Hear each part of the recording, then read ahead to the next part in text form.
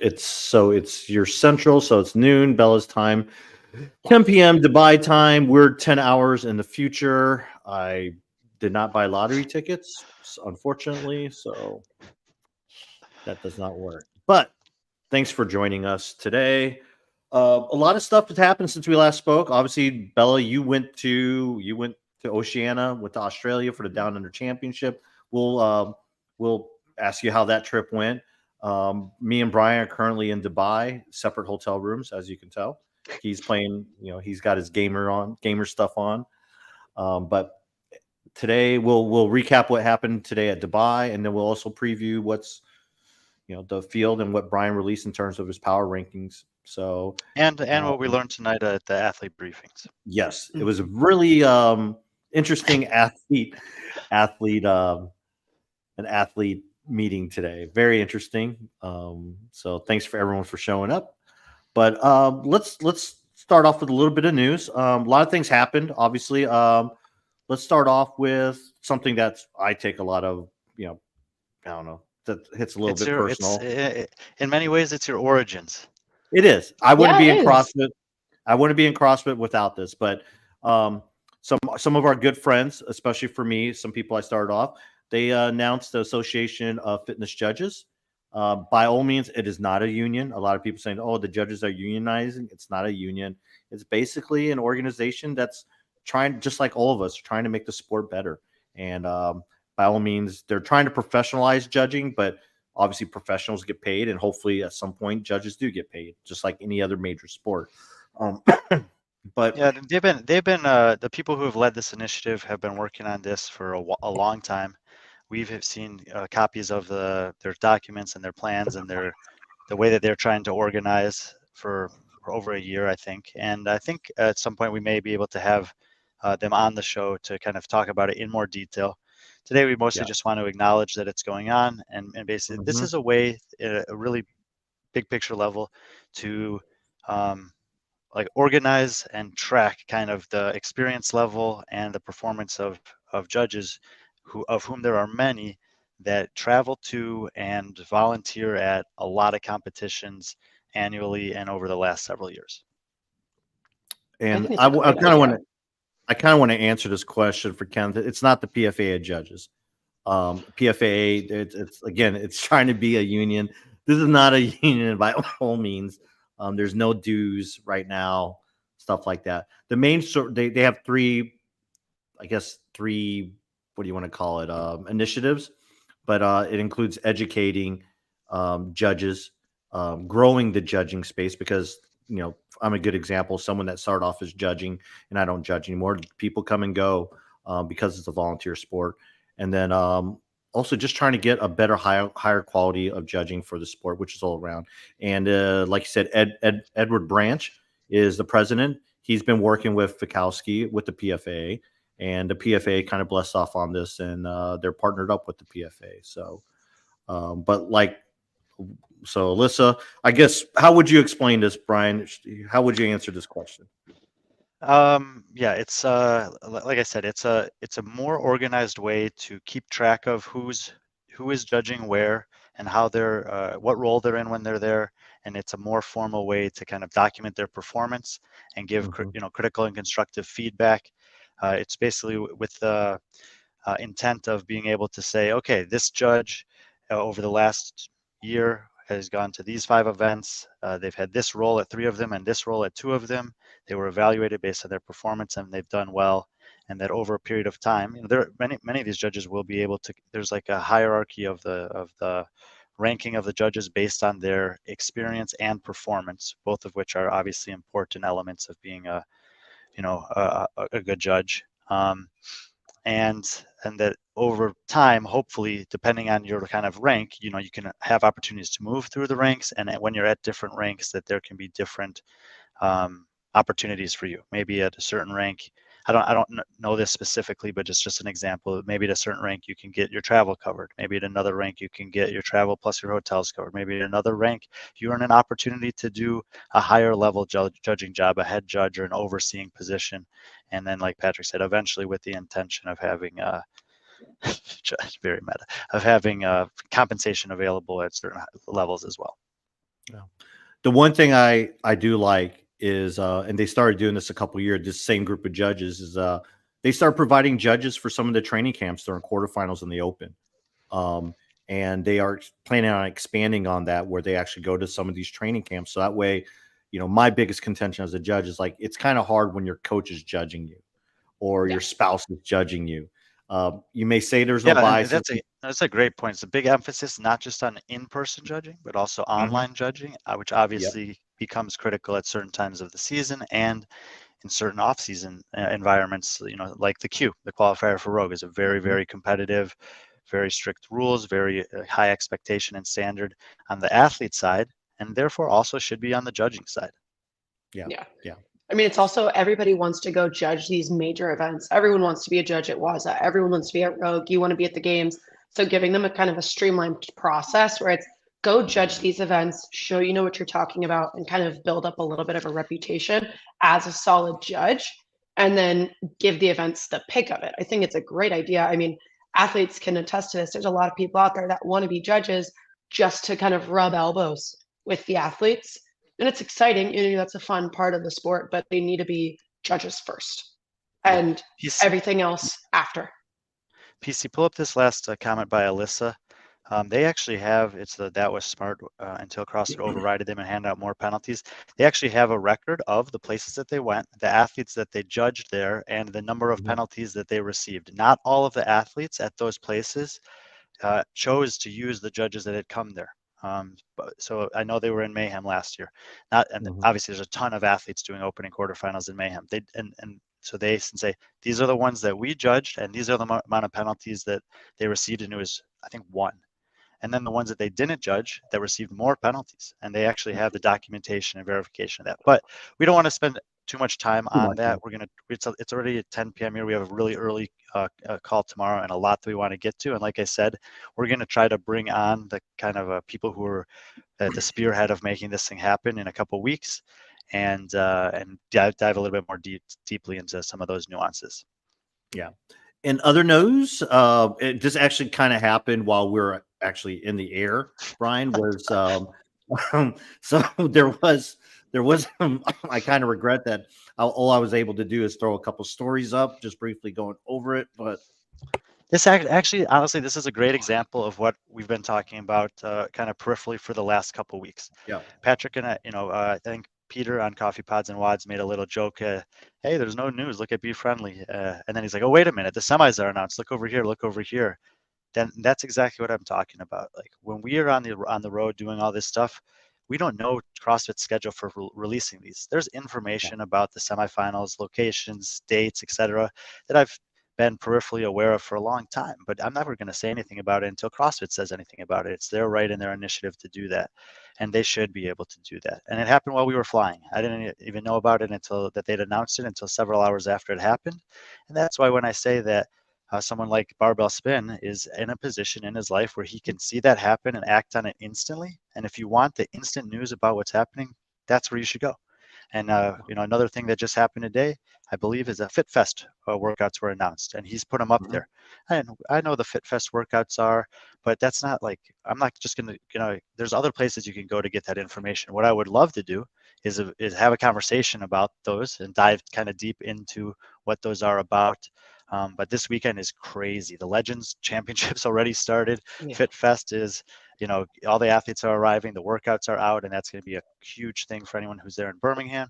And we just had athlete briefing for Dubai, and so it's nice that there are different people and platforms in this space that can disperse when something like this happens, and that you guys know you can go here and get this information, you go there and get this information, and that each of us can kind of help, for those that love this sport and love all the stuff that's going on, can help you guys digest when there are three big competitions in one weekend. yeah. And one Absolutely. thing we will say is like, I know Brian and I'm sure Bella, you agree with this. Is like, the old saying of rising tide raises all ships, and I think this is a perfect example of why. Like, we're busy. Barbell Spin did a great job. Morning Chaka put something out. Other Talking Elite Fitness put some stuff. I mean, it's all out there. It's we're in a good. If you like consuming CrossFit media and you want to hear differing opinions or stuff, it's a great time to be a fan of the sport because of all these opportunities and all these options. So, Bella, go ahead. I'm sorry. No, I was gonna say it's cool because one person can't cover everything, and maybe someone likes someone else's take on the sport or different analysis, and there are plenty of news outlets for it. So whatever you're wanting, there's something to be done. Also, this is a great reason why you get Wi-Fi in planes, Brian. We always need Wi-Fi in planes. News might Oh, dude. drop.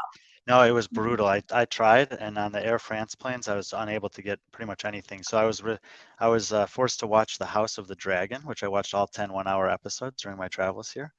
Oh, But that's a nice. different story. Actually, we'll pull up this comment by Wad Zombie PC. Yeah. I would obviously love the competition in the North America West, but I'm hoping that Bella gets me to Torian Pro this year. That's my dream. So make it happen, Bella. Talk to Oh Jeremy. my gosh. Pressure's Come on. out to Australia. Come on. So, but Pressure yes, is on.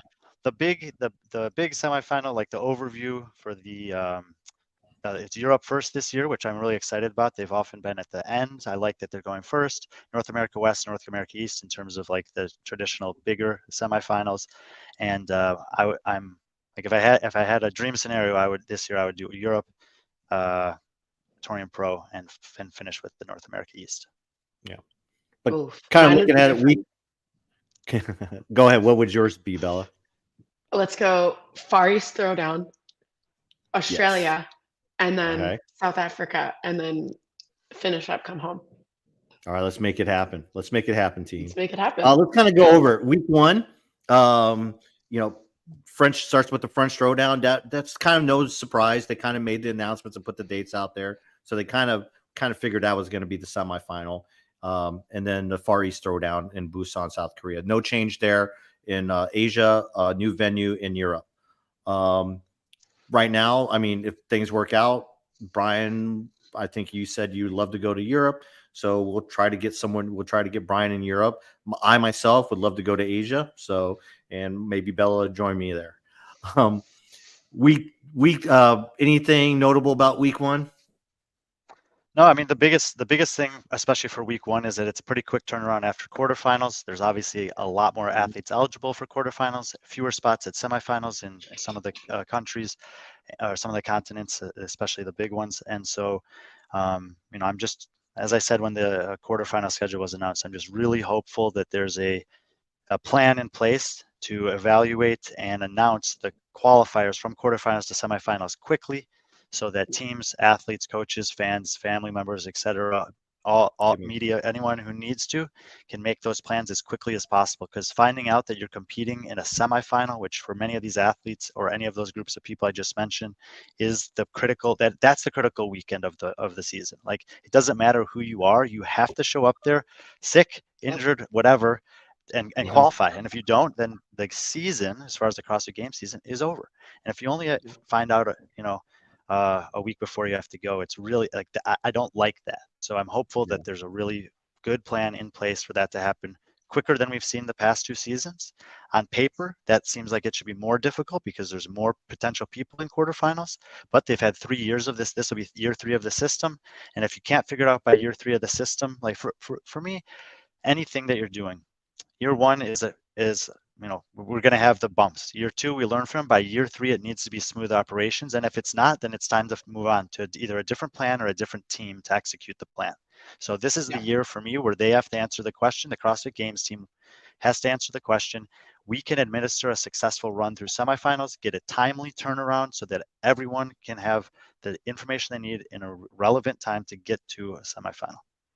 It's that. There's also a lot of athletes that are from Europe, which is, last year we saw it as one of the strongest of all the semifinals that are not in Europe anymore. They've moved to Australia, they've moved to the States. So then, Europe definitely will still be incredibly strong, but now we're seeing North America West and East, and we're going to see some new faces there, which I think will be really fun. And also, it'll play to their advantage if they're not in Europe anymore and they don't have to go week 1. Should also note that we don't know the rules for this year. I've always kind of been a proponent of the fact that If you have a passport somewhere, you should have the option to compete there. If you have a residence somewhere, meaning you're getting your mail there, you should have an option to compete there too. But that's just what I think is the right thing to do. That this means nothing actually. And until we know what the rules are, we don't know what Tia Claire Toomey's options are. We don't know what Roman Krenikov's options are. He was just in Korea. We don't know what these people are going to be able to do. So there's a little bit of a wait and see. We've been led to believe that the rule book will come out sometime this calendar year, so in the next couple of weeks, and that we'll have that information that can help solidify some of those question marks a little bit more. Yeah, 23 days. We'll find out.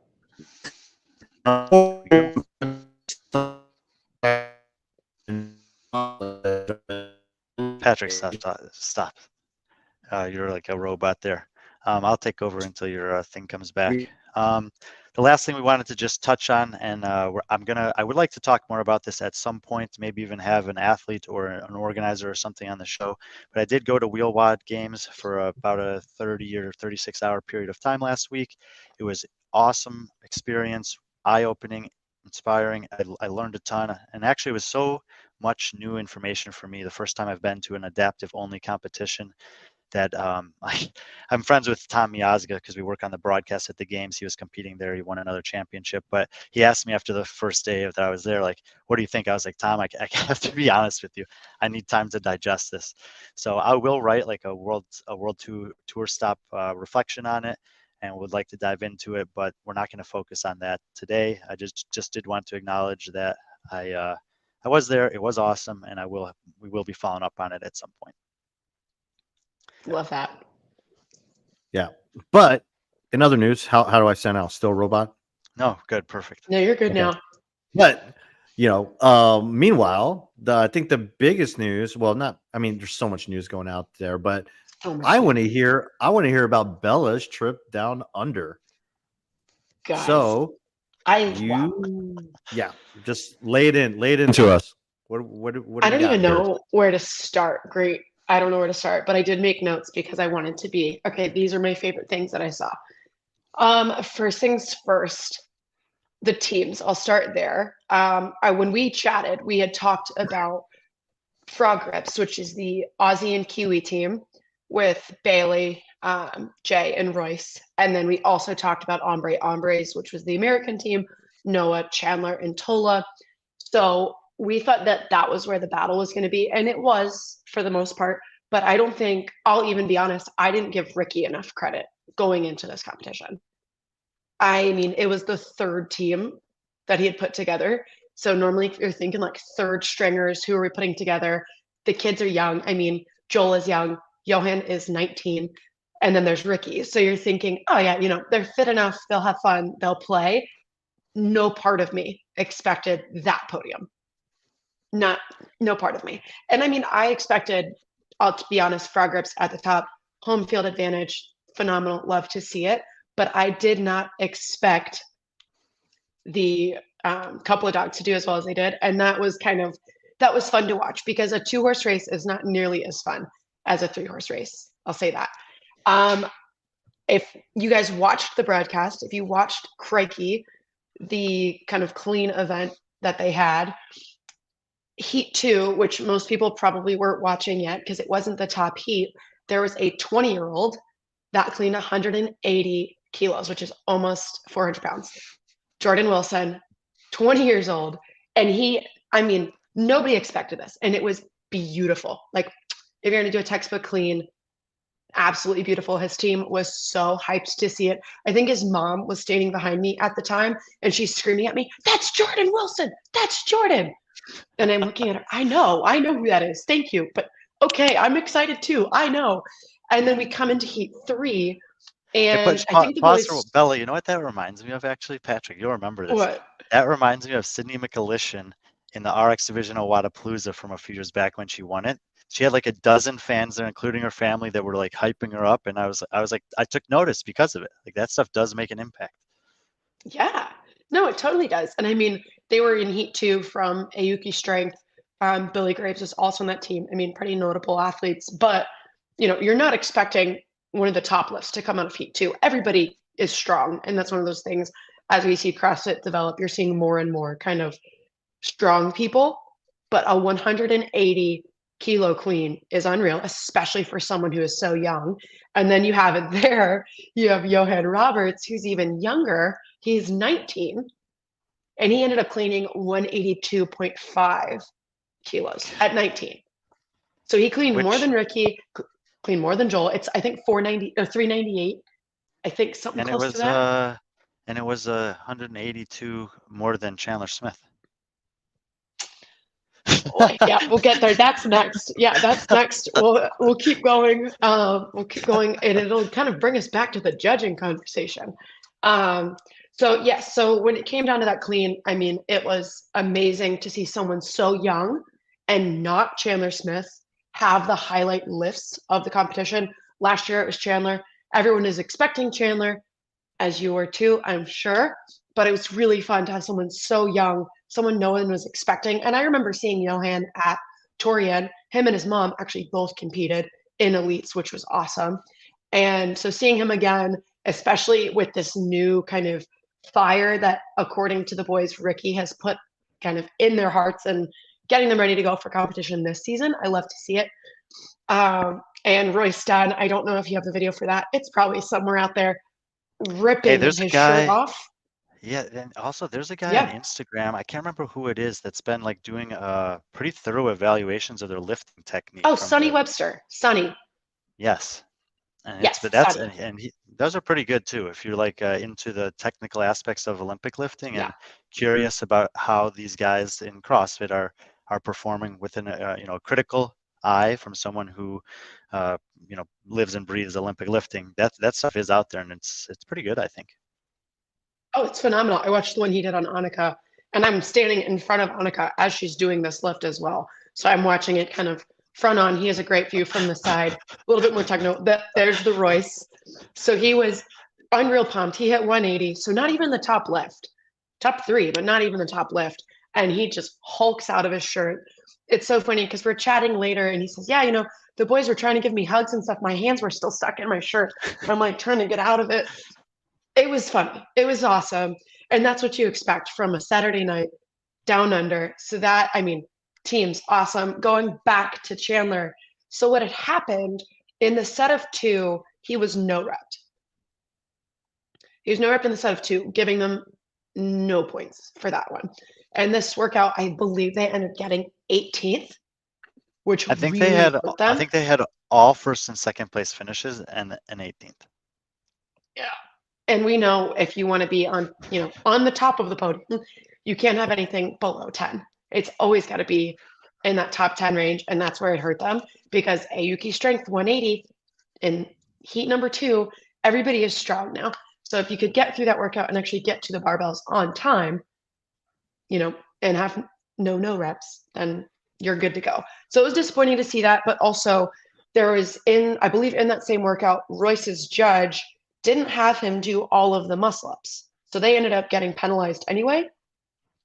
And so that's something, that we're talking about. He was already at his barbell probably 45 seconds before everybody else. But it's because he didn't do the muscle ups yet. Or it was the overhead squat workout. Yeah, overhead squat workout, excuse me. So many different events in my brain. But so there's things like that, not necessarily the athlete's fault once you go into that competition mode. I always tell people the best way to describe it is they go brain dumb.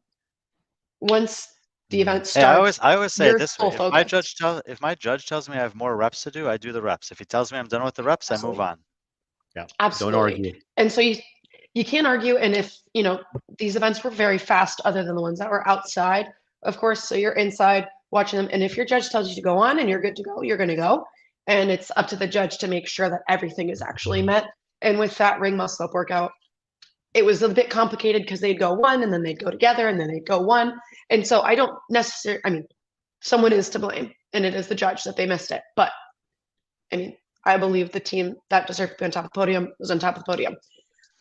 The second thing, if I'm talking about things that were surprising, also not at the same time, Taylor Williamson came in 4th. She was one of my top 3, which I was really excited to see her in indie competition. But talking to Nick, her partner beforehand, she hasn't trained since the games. She was given less than a week notice to pull together a competition ready Taylor Williamson. And so that, I mean, to say that she disappointed me because she wasn't on top of the podium is wild because she hasn't been training and she wasn't ready for it, but she still put up a pretty unreal performance given where she was physically. And I'm hoping, I didn't get a chance to ask her about it, but I really am hoping we will get to see her compete Indy this year. There were some team announcements already made. Noah and Tola officially on a team together. I'm not allowed to comment on who their women are, but there's a fun team coming. And then also Con Porter made his announcement for his team. Yes. And I, with James, and then I can't tell you the women yet, but that one, if you've been a fan of CrossFit for a long time, you're absolutely gonna love it. So maybe link back up in like a week or two. Yeah, I did talk to Khan, and we're hoping to have him on probably after the new year to Okay. talk about his debut on Gladiators, and also hopefully by then he'll be able to announce officially who the two women are, and if it's if it is those two women, team division is going to be fun. Very, I'm very fun. nervous for the team division if they get out Yeah. there. I know they're waiting on one to confirm, Yep. but it's an OG squad. And that, yeah, so there's that. That's teams. Hush it. Hush it. Yeah, I can't say anything. And he's more excited than I am, I think. Oh yeah. I want to say, I mean, I had several people coming up to me telling me who his team was.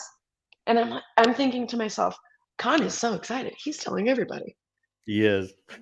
He's telling everybody. And I love that. I'm pumped for him. I'm pumped for all of them. I think it's a phenomenal squad. Thinking of the individual side, Pete Ellis, Well, let's I just know like, he was on barbell spin. Yeah, go ahead. what about the women on the teams? Women on the teams. So there was the Fit Mamas who we had kind of briefly chatted about with Alicia Boone, and watching them compete was really exciting because they're all moms. They're not these young, hungry 20-year-olds. And they made sure to tell me that. So I'm talking to them, kind of gassing them up, saying, you guys are crushing it. You're with these really young squads. How does it feel? And they're so humble. And they're looking at me, no, it's just fun to throw down. Alethea was kind of talking a little bit of crap. She said she has better arms than Chandler Smith. I love that. Let's go. Do more bicep curls, ladies. I think it's awesome. Next Athletico Gold with Amy Brioni and excuse me, I don't remember the third teammate there. But those ladies, I expected them to have a little bit more fight on day 3 because there was a battle for the podium between California girls in Next Athletico Gold. And it wasn't as on day 3, California girls really just ran away with it.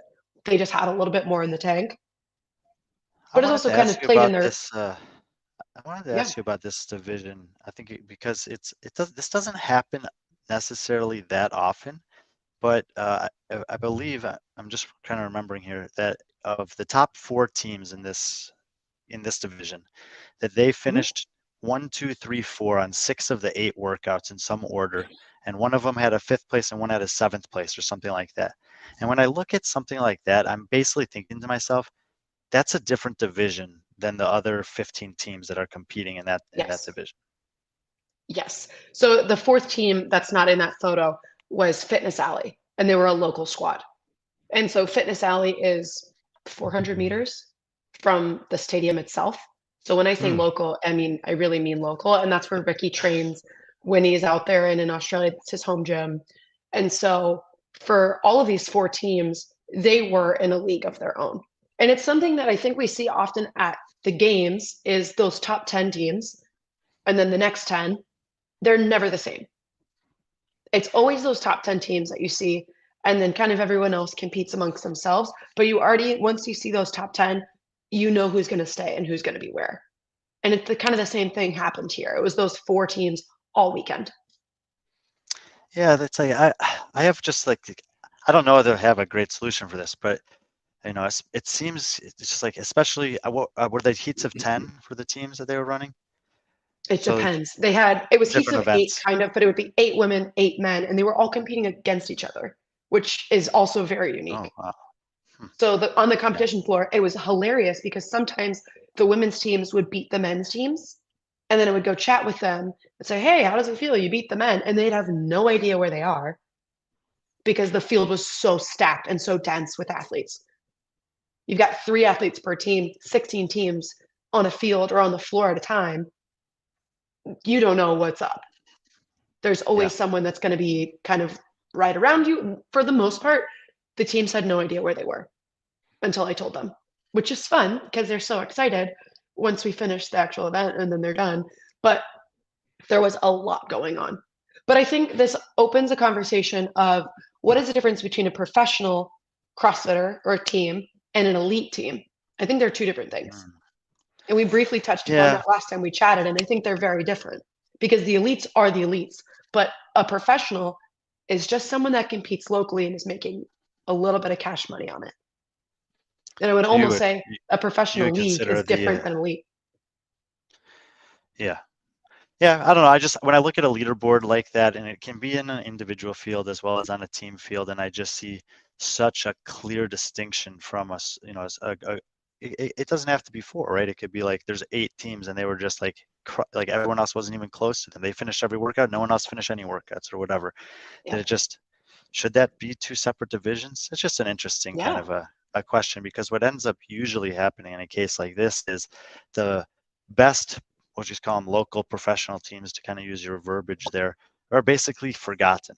And in fact, the winners of the previous heat will get more recognition than the team that finishes 5th overall, because they're just regularly they're beating the other 5 teams in their heat, but they're getting destroyed by minutes on workouts by these these elite teams.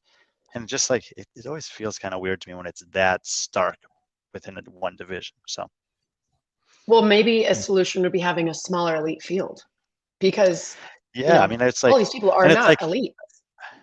Right.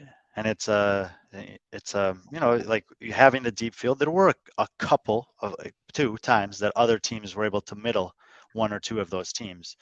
But I think if you just took everyone else out of it, that they would still sort themselves out amongst themselves. And then you could have some recognition for the best local teams, give them their own podium, give them, even if it's not the same payout as the elite are getting, they can get like the pro prize purse of even sponsor packers or less money or something like that. And also just the recognition, like that team that finished 5th, I think it was an amazing accomplishment, and they probably beat 10 to 12 teams that they look at and they're like, we want to beat all these teams. And they did that, but they didn't ever really get recognized for it because these 4 teams were just so much better than everyone. Right. I mean, I truly think the answer is a smaller elite field and then opening up a professional field, because it's different than intermediate. It's different than RX. They're professionals, but they're not the elites. And that's like kind of strange to think that we're there, but I think that's the way we have to go. A smaller elite field.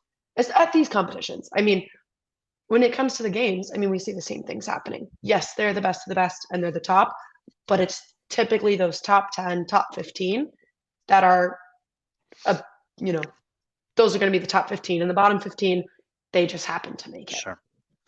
I'm writing down all these suggestions for the future episode we do, where called "If I Ran CrossFit." So just I love that.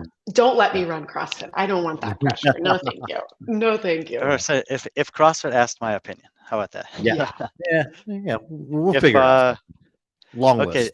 We're gonna flip to the individuals, and Bella, I'm gonna throw you a name, and you're gonna give me your reaction. So we can start with the women because they're up there. So I was right about Madeline Sturt, and you guys were wrong. Fair enough. I'll admit it. I'll admit it. Yeah. All right. Fine. Hey, I will admit it, but at the same time, I want to know what stood out to you. You've seen her compete in person a few times. Yes. She's had some, I would say she's had some ups and downs in her career, in the games and out of the game season. Was she impressive to you? Based on what you saw, what stood out, and what do you think about her chances of maybe making it back to the games in 2024? So I asked her that question because I've seen her at Torrey in the last 2 years, and I've also, seen her as a games athlete. And the athlete I've seen previously is not the athlete I saw this weekend. And I would say that about several athletes that I saw this past weekend. is And you're I saying asked in a Matt in a positive way. in an incredibly positive way. I asked Maddie what the difference was between now and who I'm seeing now and Torian Pro, which is back in May. And she said it's training. She says she's changed, she's jumped on with Proven, and she Mhm. says that's all the difference. And I think mentally she needed that. And I think for her, she's used to being at the top. And when you're used to being at the top and you're used to being at the games, and then all of a sudden you're not, and you're just right there. It's not that you're far down the podium, Mhm. you're just right there and you keep missing it. Something needs to change. Obviously, you're still very fit, but what is it that's going to get you back to where you belong? It was the training. And so she attributes her success this past weekend to changing to Proven, which is also where her partner Jay trains as well. Yep. Yeah. So we got so Maddie takes the win, Annika Greer takes second, and Gracie Walton, who we talked about, takes third. When you watch these three women compete this past weekend, do you look at them and you say, yeah, all three of those women could hang against the games field? Yes. I would say what I love about Annika and Gracie, they're the same person, just from opposite sides of the world, Canada and Australia. They're the same. You watch them, they have very similar strengths, very similar weaknesses. They kind of look alike, which is always really fun. They've got great floor presence, do great interviews. And I think they could have both competed at the games last year, and they both narrowly Okay. missed out. So, I mean, and obviously, for those who, if you don't know, Bella watches a lot of CrossFit competition, a lot of athletes from around the world. She has a really good perception Nerd. of what a games I athlete know. is compared to someone who's maybe a year or two away from it. So you see those three athletes this weekend and you say, these athletes are good enough, well-rounded enough, composed, they understand this sport and performing that they could be competing at the games. How many of those three do you think we see at the CrossFit Games this year? Well, seeing that Torian is only taking 3 again, Minimum three. minimum 3, I can't imagine they'll get any more. Well, So here's keep in mind the thing. the thing that we said. We don't know the rules. It's We possible that don't Tia doesn't compete there. It's possible she has to. It's possible Ellie Turner doesn't compete there. It's possible she has to. So there's there's variables that make that a right. question very difficult, and you don't have all of them. But you still got to tell me how many are I don't making of have us three. I don't have all of them. And then I'm thinking of other podium finishers in the last year that we can't comment on. I think Grace Walton will go to the games this year. I'm So you very think confident she will go to the games this year. at least one of these three is going to make the I think 2024 games. from Torian, I am very confident that Grace will make the games. I think if Maddie has a performance similar to how she had this weekend at Torian, she will make the games. Given Tia's not there, if Ellie isn't there, then there's, if those two are there, There's it's spots. almost there's spots. There are spots available for people that I believe will also be competitive outside of their region. And I think that matters. I actually think that Annika has a better chance than them to make the games because there'll I be more agree. spots available. And and please tell me if I'm incorrect with this. When I look at the leaderboard from this past weekend, to me, once again, it was just her running that prevented her from winning this competition. And I think Yes. running was tested in excess last year at the semifinals relative to what you'll see in a normal year. And so she's more likely to get a slate of programming this season that suits her skill set. And she almost made it anyway. Yep. And I think she's better. She's getting better still. So if I had to I pick one agree of the with you. three to say, this is the one I'm going to bet on to make the games this year, I would take Annika. Well, what's the difference between Annika and Gracie? Again, they're the same athletes. They're going to be competing in different regions. Both of them are, they're very similar. Annika, normally she's very good on her hands when it comes to handstand walking. And for some reason, it just wasn't really connecting this past weekend for her. And she was kind of surprised. Everything else, that's Annika Greer. That's great performance. That girl is going to the games. No part of me thought she was going to miss out last year. I was confident in her performance last year. And she's a much better athlete, stronger, faster now than she was last year. Yeah, To me- and I don't basically have what to I'm talk about it saying is this podium on the women's side from Down Under this year, it's possible that we see all three of them at the 2024 games. That's the caliber of athlete that was competing there, and obviously, for you mentioned Taylor Williamson to finish fourth, only behind three athletes that we think have a chance to make the games this season. coming off of primarily a team career, not a super intense training at all leading into this competition. If she did throw her hat in the ring individually, you have to just kind of wonder, and we're going to get to talk about this in a plethora with the female athletes in Dubai this weekend as well, of what can some of these historically team athletes do on the individual side of things. Absolutely. And I think the games this year will be very blonde. I'll say that. We're going to see a lot of blonde girls, and I'm loving it. I'm all for it. Geez. Yeah. I think when you ask the question, what's the difference between Gracie and Annika? I think what it really comes down to for me is they are very similar type of athletes. But I think the major thing that I see is training environment. Gracie is an underdogs athlete. She's training there in Australia remotely. I don't know who her training partner or training situation is Zane. there. She's with Zane. But but Annika, which Zane is an up and comer as well. Annika's training in a great environment down in Florida with Training Think Tank with Noah. So I think that's kind of the push that Annika needs. So, and I know talking to Kiefer and Justin Kotler, like they want to bring Zane and Gracie to Vegas to, if even half the season to train to get them to make that difference.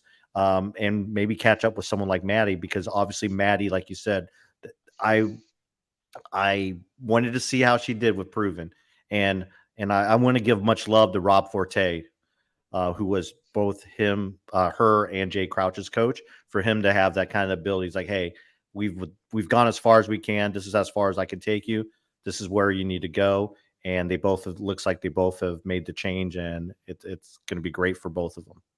I think so. I think something that's funny, we chatted about this a lot last weekend, is the success some of these athletes are seeing now that they're training with their partners. So Gracie trains with Zane, Maddie trains with Jay, and they're all on this upwards trajectory. Yes, their programming is, huge part of that, but also mentally they have someone who they can lean on.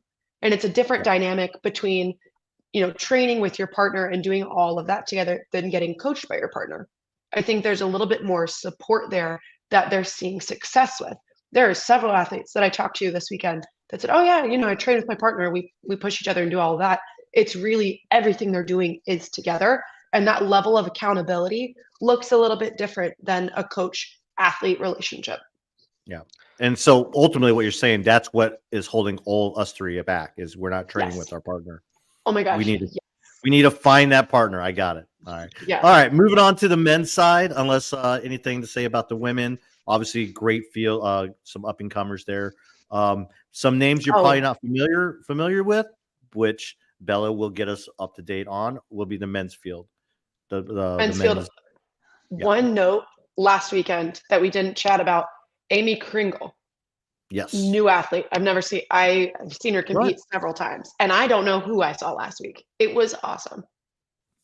She was actually in Dubai. She was in Dubai last year. She's getting some experience in some competitions around the world. She hasn't. I don't think I've seen her potential reached yet. And I'm not sure what it is, but she took 8th place over there down under. And what do you think? I mean, what did you see from her this weekend? She was solid, and she was winning her heat more often than she wasn't. And she was in heat 2 for most of the weekend, so she wasn't in that top heat, still putting up scores that were competitive enough to beat some of the women in heat 1 or heat 3, excuse me.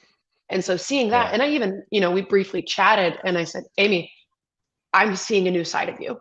Who is this?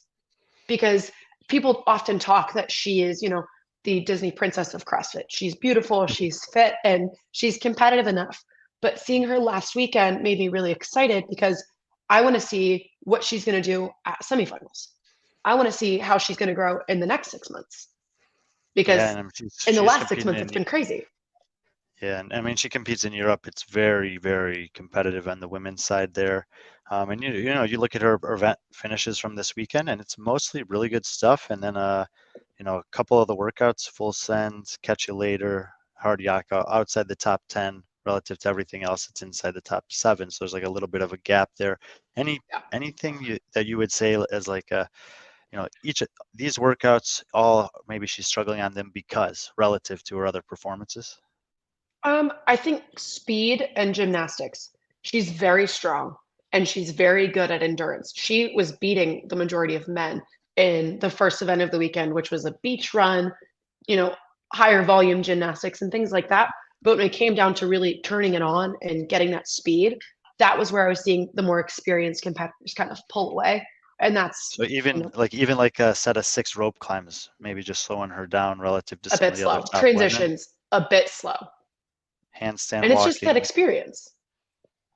was the hard yaka had some handstand walking, and if you Outside. look at the Mhm. That the one catch you spit later, people there up. was the strict wall facing handstand push up. Yes. So each of the workouts that she's struggling in, there is either a density or a high skill component of gymnastics included as those where it's nice if you're Amy Kringle, because you can kind of look at it and you can very fairly easily say, okay, this is the Yeah. area that I need to improve, and everything else I'm pretty much there. Absolutely. So I'm Cool. excited for her next 6 months to see what happens. So men's side, Jake Douglas obviously had to, or maybe if you didn't know, he had to withdraw from the competition, and I feel like that just pretty much paved the way for what ended up happening, which was Peter Ellis, more or less running away with this from what I saw. More or less, yeah.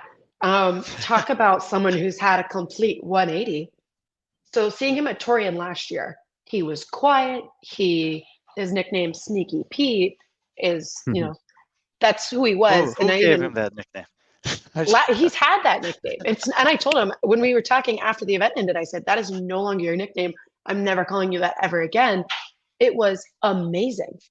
So after event, I think it was after event 1 or after the first time we chatted, I was actually kind of nervous because he just has this really intense energy, and he looked mad. He looked there was something in him that I've never seen from Pete, and I've seen him compete a few times, and it was crazy. It was like a rabid animal. He was ready to go, and he kept that all weekend. Well, actually, I was actually wanted to ask you about that. His worst finishes were the last 2 finishes, and he won by 80 points, and he had all top 3 finishes until Grace into double Grace, where he took 6th and 7th. Do you think it was letting the gas off, like just the pedal off the gas off the pedal a little bit, as he knew he was going to win, or is there something about that kind of have a high volume barbell cycling that's not as good as he is at everything else?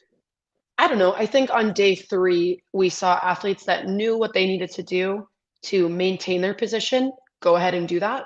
And then the athletes that needed to really fight for the points, that's what they did on the individual side, but also the team side. And so the kind of intense energy that I saw from Pete on day 1, same energy I saw on day 3, but he had it secured. So there's only so much you really need to do to say, hey, I'm dominant. I'm going to be on top of the podium. Fight me for it. And day 3, he didn't need to win. But also when it comes to something like Grace, there was a lot more fight for second and third than there was for first. And so those guys were going at it. And also they were facing the women. So the guys were facing one side, ladies are facing them head on. So they're going against the people that are right in front of them. So it's guy against girl. And so it's fun to watch the women they're throwing it up, guys are throwing it up. You don't know where you are or what's happening. You're trying to beat the person in front of you, but also trying to beat the people next to you. There was a ton going on. So I think when it came for Pete, he knew he had it. So it wasn't that he didn't try. Does he like being called Pete or Peter? Pete. Okay. And then they were joking that his new nickname is like, I don't know, something really goofy. I don't even remember what it was, but I am incredibly excited for him. And all of his stuff that he says the reason he is the way he is now is he's always had the motivation, but he gives all of the kind of credit to Matt Riley, his coach. Mhm. Do you look at Peter Ellis and say, I think that guy's ready to qualify for the CrossFit Games? If you asked me 2 weeks ago, I would say no. And I want to say yes, given how dominant his performances were, because it wasn't that he just, it wasn't that it was a narrow margin that he won by. He really put up a performance to say, hey, I'm going to win. And he came in 3rd last year. So there's a little bit there. And I know Jake didn't compete. I believe Bailey was 2nd on the podium last year. He went team. So I'm intrigued. I'll say that. I don't know if he's ready. Mentally, he's ready. physically, I don't know, against an actual deeper field of experienced competitors. 2 I mean, years, yes. it almost doesn't. Well, I mean, here's the thing. It almost doesn't matter how good he gets.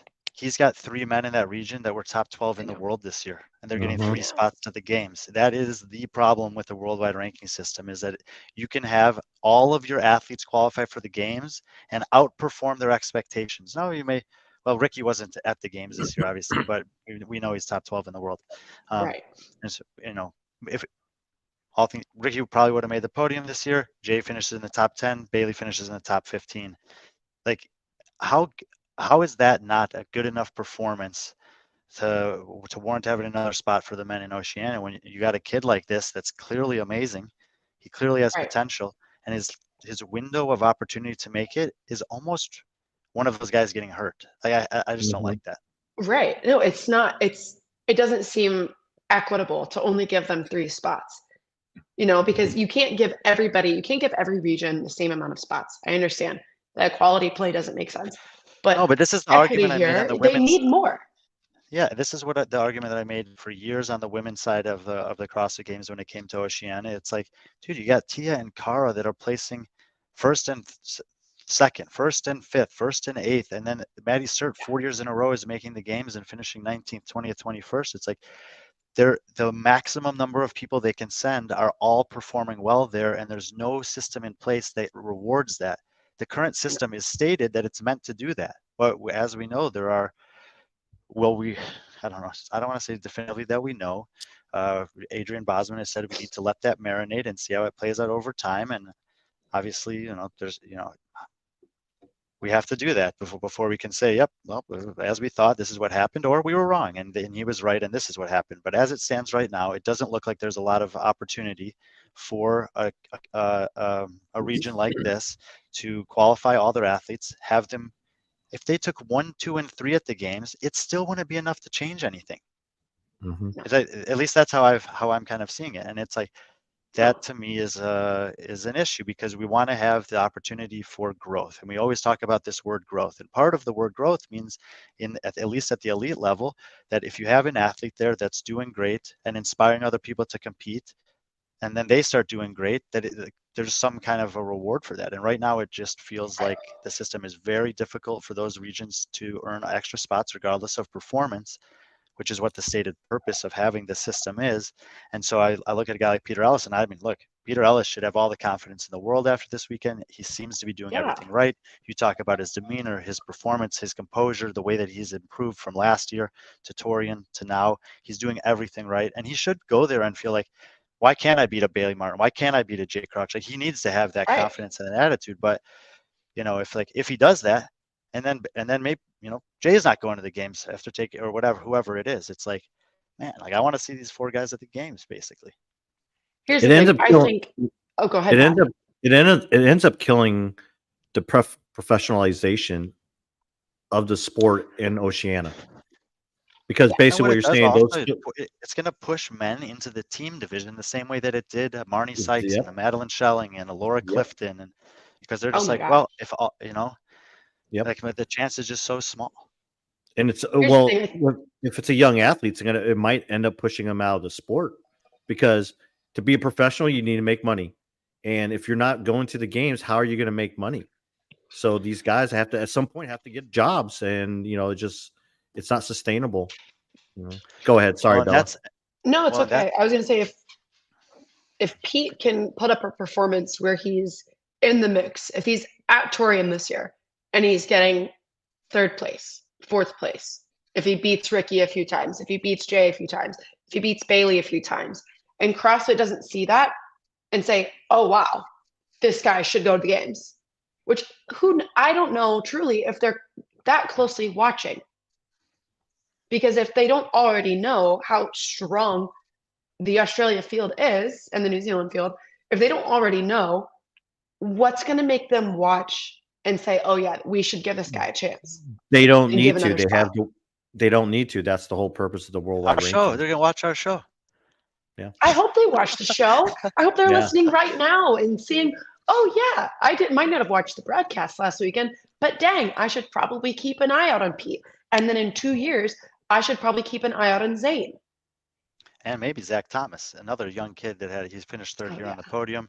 Yep. I just wanted to kind of ask you about this. We've spent quite a bit of time on Down Under, but I'm okay with it. Second place through sixth, we have 554 down to 532 points, 22 points gap between those positions. Zane, Shalabert Healy, Zach Thomas, Jonathan Dunlap, Dante Carangarua, and Luke DeYoung. I did Yeah. not think I didn't even include Luke DeYoung in the top 200 this year because I didn't think he's healthy enough to compete, and he shows up Yeah. here and he does this. Um, is this the first time you've seen him compete live? Yes, I believe so. Yeah. I mean this with love and in the best possible way. That guy is a total freak. He is insanely gifted. Like Yes. it's wild, and I'm Yes. just curious if you got to see any of that this weekend. No, he did. And I think when it was watching Luke, he was very sneaky and strategic. So he ended up coming in sixth place. And if I'm looking, I just pulled up all of the things. So a few, top 10 performances, everything looked really good for him. But he was never the person in the heat that I was thinking, oh, yeah, good on him. Good on Luke. I was always watching the other athletes. I wasn't expecting Luke. But when he would do well, no, go ahead. I mean, this is a guy that if he could train healthy, I believe he's one of the top 50 guys in the world. And we just haven't gotten to see the top end of it. And when you look at his performance, like it's really no surprise his worst performance is Crikey. Like that's a heavy lifting event primarily. And he's coming back from like years of back rehab. Mm-hmm. Yep. Almost. I mean, I think kind of reminds me of someone like Angelo DiCicco, just very promising as a teen, suffered an injury, and yeah. Of this group, Bella, I mean, Zane through Luke that we mentioned, Zane, Zach, Jonathan, Dante, Luke DeYoung. Is there if I had told you, hey, you got to pick one that you think has the highest potential ceiling trajectory over the next 2 seasons, who would you pick? I know you love them all, and none of them are going to be mad at you for whoever you pick, just from your perspective. They're all going to be mad at me. Yes, no, they can't. All right, told them we love all you guys. Bella loves all you guys. Yeah. It's a very unfair question for me to ask, but for just people who maybe are not that familiar with the Oceanic CrossFitters, if you had to pick one of those guys and say, I could be wrong, but this is the guy that I just have a feeling over the next 2 years is going to elevate to another level. Great question. If I'm looking at him, I mean, I think it's obvious. Yeah, great question. Thanks, Brian. I think there's obvious room for growth for Zane. He's new, he's young, he's with Gracie, he's with underdogs. So it could go really well for him. I would say he's put on a decent amount of size in the last 6 months as well. And he still moves well. So I think that is very exciting. But I also think all top 10 finishes. All top 10 finishes. But also Jono Dunlop, 5, or let's see how many his worst performance was 13. He was kind of a bit across the board, but he's fairly even. And there was no point where, I mean, I thought he was going to be on the podium. Very close. This is what I like about Jonathan Dunlap. Second place on the lifting event. What's somebody muscle ups as a buy-in? Second place on the running event. He's strong and he can balanced. go long. Yeah. I don't like that you said that. That was not the way I would have said it. But yes, he's a very balanced athlete, which is something that I think when it comes to the games, you have to be. I said that. You have to be strong and long. She showed up finally. Yeah. Yeah. No, but I mean, we said this when we were talking about the athletes going into the event. It's the events that are good at CrossFit versus the events versus the athletes that are true athletes. The games is not just about CrossFit anymore. It's, are you an athlete? Can you handle a long run? Can you handle a bike ride? Can you handle swimming? Can you handle all of these things that we're going to throw at you that are not grace and double grace, that are not slalom handstand walking? How much of an athlete are you, or how good at CrossFit are you? I think Jono is an athlete. I think Jono is an athlete. Yeah. So good. I mean, cool competition. Obviously some very impressive teams that show up there and compete. Some, high caliber performance on the women's side. Really, reflective of games caliber athletes sweeping the podium there, in our opinion. Breakout performance from from Peter Ellis, and some pretty exciting young athletes kind of in the hunt there, set 2 through 6. So a lot of we've known this, but it's good to kind of see it and have the affirmation. A lot of positive energy and up and coming potential in Australia and New Zealand. And again, maybe the last word, and I know you have a huge passion for everything CrossFit down under over there, but it feels like they're just also a community that is really good at putting on entertaining events. Yeah, I think they're very similar to Europe and how seriously they take the production of events. And it's not just, oh, we're going to put on a good show. The community shows up for the events. Mhm. And that's not something I'm used to seeing in the States. The community is there. They were there at 6 a.m., ready for the run. There were people that were at the lighthouse with me, which is over a kilometer away from the venue. It started raining. It actually rained every single day, and the stadium was still full.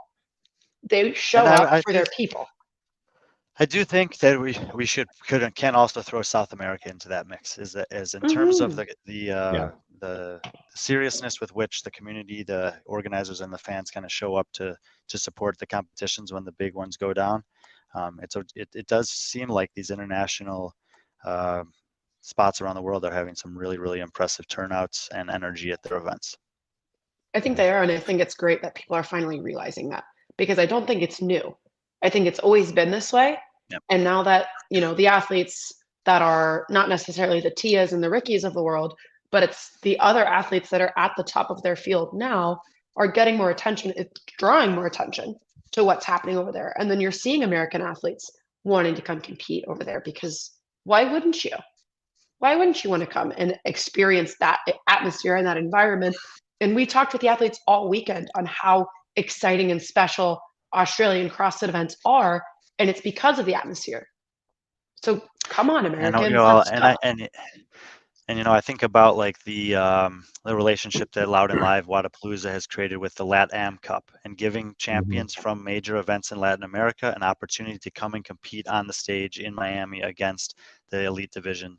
And we'll talk about that when Wadapalooza comes up next month. But it feels like Oceania is in this range now, where like these, why shouldn't a Peter, Zane, and Zach be getting an invite to Wadapalooza, or to get an invite to, Dubai's the next week? It doesn't really make sense, but be getting like something to kind of help bridge that gap, to also give those athletes a chance Opportunities.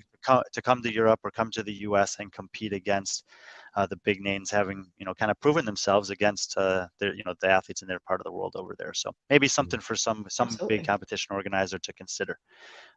Awesome recap of Down Under Championship. Another successful year for them, it looks like, and another one that Patrick and I would love to hopefully get to in the future. Yeah. So hopefully, before we go, if you haven't, okay. Before we go, I know you wanted the last word, but these, Bell, you can answer these as short as possible. Your thoughts on having the men and women elite on the floor at the same time? Confusing, but I Okay. wasn't doing a whole lot of floor announcing. So Sure. for me, it was a little bit less. But I think, as fun of a show as it is, Yeah. I want to see maybe some events. I think some events Audrey, having we're them not going even anywhere. We're going to talk about teams. Dubai now. Yeah, we got to Yep. talk about Dubai. I got my people for Dubai, and I looked at yours, and mine are different. So, haha. But I think it's fun for some events, and I really love to see how the women stack up against the men. Mhm. But I want to see the women against the women and the men against the men, because I truly want to see how dominant they are against their field. Gotcha. So some events, right. sure, but I think most events, no. Yeah. And last thing from Chelsea, she asked, Bella, what's your favorite event to watch at Down Under? So I really like the lift, because watching 18, 19-year-olds throw up that much weight and it looked that easy, and I still, the chills, crazy. Yeah. Crazy. Thanks for that question, Chelsea. All right. Thanks again, Bella. That was freaking amazing. I Also, wish we had more Patrick, time. do we thank Melanie for her We did. donation earlier? Okay, I good. did, and I'll throw it up there again to cover up my beautiful face. Melanie, thank you again. Melanie's such a cool person, big supporter. Definitely more beautiful than you. Yeah, he was talking to you, Bella. Yeah, I know. I look at her picture. She's gorgeous. Wow. She is. So Well, let me remove that. But yeah. So I guess Brian, we could talk about, well, mainly you. Yeah. We'll start with what happened today, and then we'll end Okay, with tell me the everything. power rankings. How's that? So, all right, let's just talk about the day's events, Brian. Well, actually, yeah, basically it was today. So let's talk about that. Well, so if you, like I said, a lot of stuff going on in CrossFit right now. About 24, 30 hours ago, we put out the men's rankings. I think there are 28 men that are slated to compete. I didn't get the full tally of how many checked in, but I think we saw pretty much all of them today. Got a chance to talk to a ton of them. And then a couple hours ago, like 3 hours ago, we talked about, or we put out the rankings for the women. So we're going to start with the men. There are two athletes in the field who were in Down Under doing teams, Ricky Garrard and Chandler Smith. So they made the trip over here, competing individually here, obviously. And, you know, this is something that I think Derek Forrest and I will have a chance to talk about throughout the weekend on the broadcast. But in the men's field in CrossFit right now, there are a handful of guys that if they show up to any competition, they could win it. And we have two of them at least in the field here this week in Roman and Ricky. But that's not where for me, that's not where the excitement about this year's Dubai Fitness Championship ends by any stretch of the imagination. I mean, uh, this field is deep on the men's side. It's open, and there are a lot of names that have a potential to completely discredit these rankings that I've given to them. And it's pretty tough to assess kind of where they all are at in their training, where they're coming, what they're coming. Some of them might be focusing on this competition. Others might be doing it for it's an experience I might never get again. Some of them many of them actually have been coming here 3, 4, 5 years, and they just love coming here. Most of them that have been here before are super excited to be back in the tennis stadium. And right here, I'm glad Patrick pulled this up. Simon Mantila from Sweden. He's a veteran of Dubai. He was here last year and had to go home before the competition started due to a personal situation. I'm really glad that the organizers here gave him an invite to come back. We saw him today. So, low on the rankings here, but certainly could do a lot better than this. So 28 guys. Dan Ty, Toby Buckland, not that much in terms of team experience. Dan Ty was on a CrossFit Rotherham team, made 10th place in Europe without Sapphire Goddard. And Toby Buckland's he's from the UK, but he lives here in the UAE, and I think coaches at one of the gyms. He's also insanely strong. We're going to talk about day one events, but he is an athlete to definitely watch out for on the Olympic total. Yeah, and it looks like he's bringing a fan club. No, Yeah, there's some supporters for sure, and he gave me the Michael Jordan. Now it's personal, which is great. Good. And I got to meet. I love it when people today, do that. and we had a good exchange. So, let's move up the ranks from there. Keep moving. Elliot Simmons coming back, first competition back from injury. No idea what to expect here. Michael Smith has been doing some high rocks in the offseason. He looks amazing, veteran athlete. He could, and there's some comments about this too, he could easily outperform this. But you got guys on this list here in the 20s. Martin Cuervo was like 15th at the European semifinal. He did pretty top 10 in Madrid championships. And Javier Gonzalez was 9th here last year. That's not lost on me. It's not that I don't know that. The field is deeper this year than it was last year. And so, Yes. again, like these guys are good. These are competitive athletes in Europe. But if you want to get into even the top 20 here, you're going to have a really good weekend. I think it's funny too when you're ranking 28 athletes, and I would call all of these men elites. And that's, we always talk about it, elites versus pros. These are elites. And it's tough to have to rank some of these guys not in the top 10. Nicely, it'd be nice to have everybody in the top 10 and everybody's happy and everybody Everyone feels gets the supported. trophy. You don't not, yeah, everybody gets a trophy, but not. I truly do agree with the bottom the bottom that we've seen so far. 8, yeah. Yeah, the bottom 8. And here we go. Right. I mean, look, we had Aniola Kai, who's top 7, I think 7th year last year, 6th or 7th. Ant Haynes, Kaiki Cerveni, and Kelly and Souza, 3 games athletes, and a really interesting athlete, in my opinion, in Christoph Horvath. Maybe I'm giving him a little credit here compared to his accomplishments, compared to some of those other guys, because I love Christoph. I met him first CrossFit Games I went to in 2018. I've had many good conversations with him over the years. he's never going to do great on online competitions. The quarterfinals is a very difficult slate in Europe for him to have a chance to make a semifinal. And I feel like if he got into that field, he would do significantly better at any semifinal than he would do in a quarterfinal. Well, here he gets a chance to prove me right or prove me wrong, because this is Right. we found out today there are 8 events. 2-3-2 is the format, 2 on Friday, 3 on Saturday, 3 on Sunday. And I think, Christoph is going to lift heavy. There's a power clean and farmer walks workout that I think he's going to absolutely smash. And if you're a guy who can have 2 top 5 finishes, even if you have some bottom 5 finishes, those points are big, and they can go a long way at the lower parts of the leaderboard in terms of beating maybe a third of the field. And that's kind of what I'm thinking with Christoph here. I That's think fair. I I like think what you're. Kaike is going to do better too. Yeah, I like your assessment of Christoph. Yesterday, I was able to talk to Gabby and Laura, who are here obviously to cheer on Christoph. They're just here on vacation, watch some, a little time off, and watch and root on Christoph. And for many people, Brian, this, especially Christoph, he's kind of put his individual career and his career on the to the side the last couple of years, and with both Gabby, him, and Laura kind of embracing the CrossFit Krypton programming. He's not coaching as much or personally coaching Gabby or Laura, so he's allowing himself to actually enjoy and compete. So talking to Gabby, he does plan on competing at Wadapalooza as well. As a team or individual, we don't know, but he says he's planning on doing that. But talking to Gabby, she's excited for him. He's excited to get on the competition floor because counting Madrid. Well, he didn't compete at Madrid, correct? He was at Team on Madrid, and they didn't do as well as he told me they were going to do. Yeah. Day But one, I didn't give him in my top 5. Yeah, but that would give him 3 times on the floor in less than 4 months, which is a good thing for someone like him if he's looking for his way back. For our boy Kai, I will say, Bella, his flow, he might have the best hair outside of Brian. Oh yeah, thank you.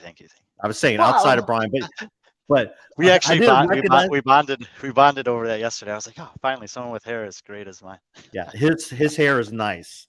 It's very. And by the nice. way, it not only his hair, but his smile, his eyes, and his body are all way better than mine. Yeah. If you're listening, ladies and gentlemen, Brian Friend. And he was cheering me on during paddle today, so I appreciate it. I appreciate it on y'all.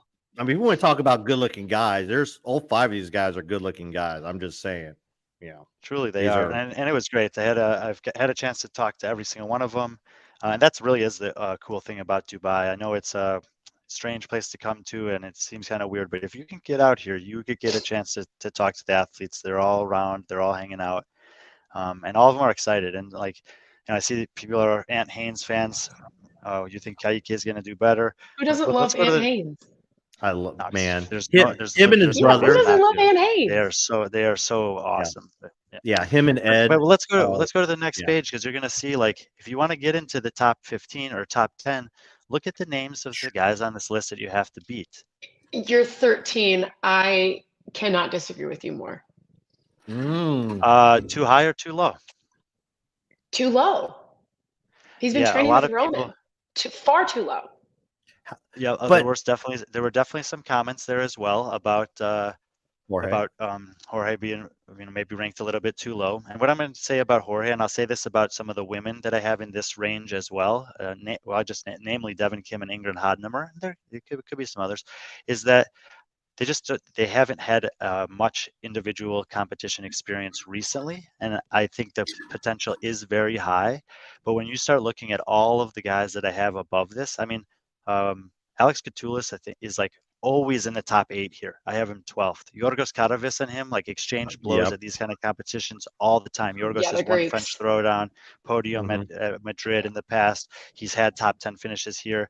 For me to put Yorgos and Alex outside the top 10 in a Dubai field is rare. They should be in the top 10 here. I mean, most years that they come here, and they're not top 10 games athletes. They're not.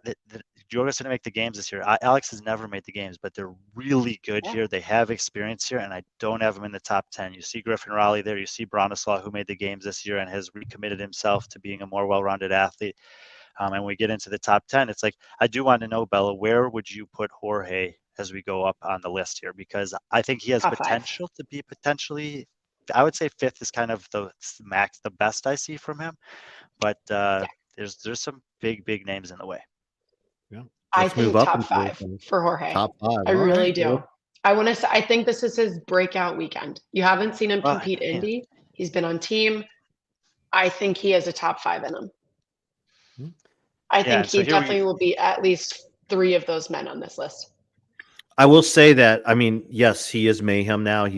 But he hasn't spent much time in Cookeville training with Roman, Yeah. because I think maybe altogether they might have trained together for maybe a week, maybe 2 weeks, because Roman went to Korea. He's been traveling, and so.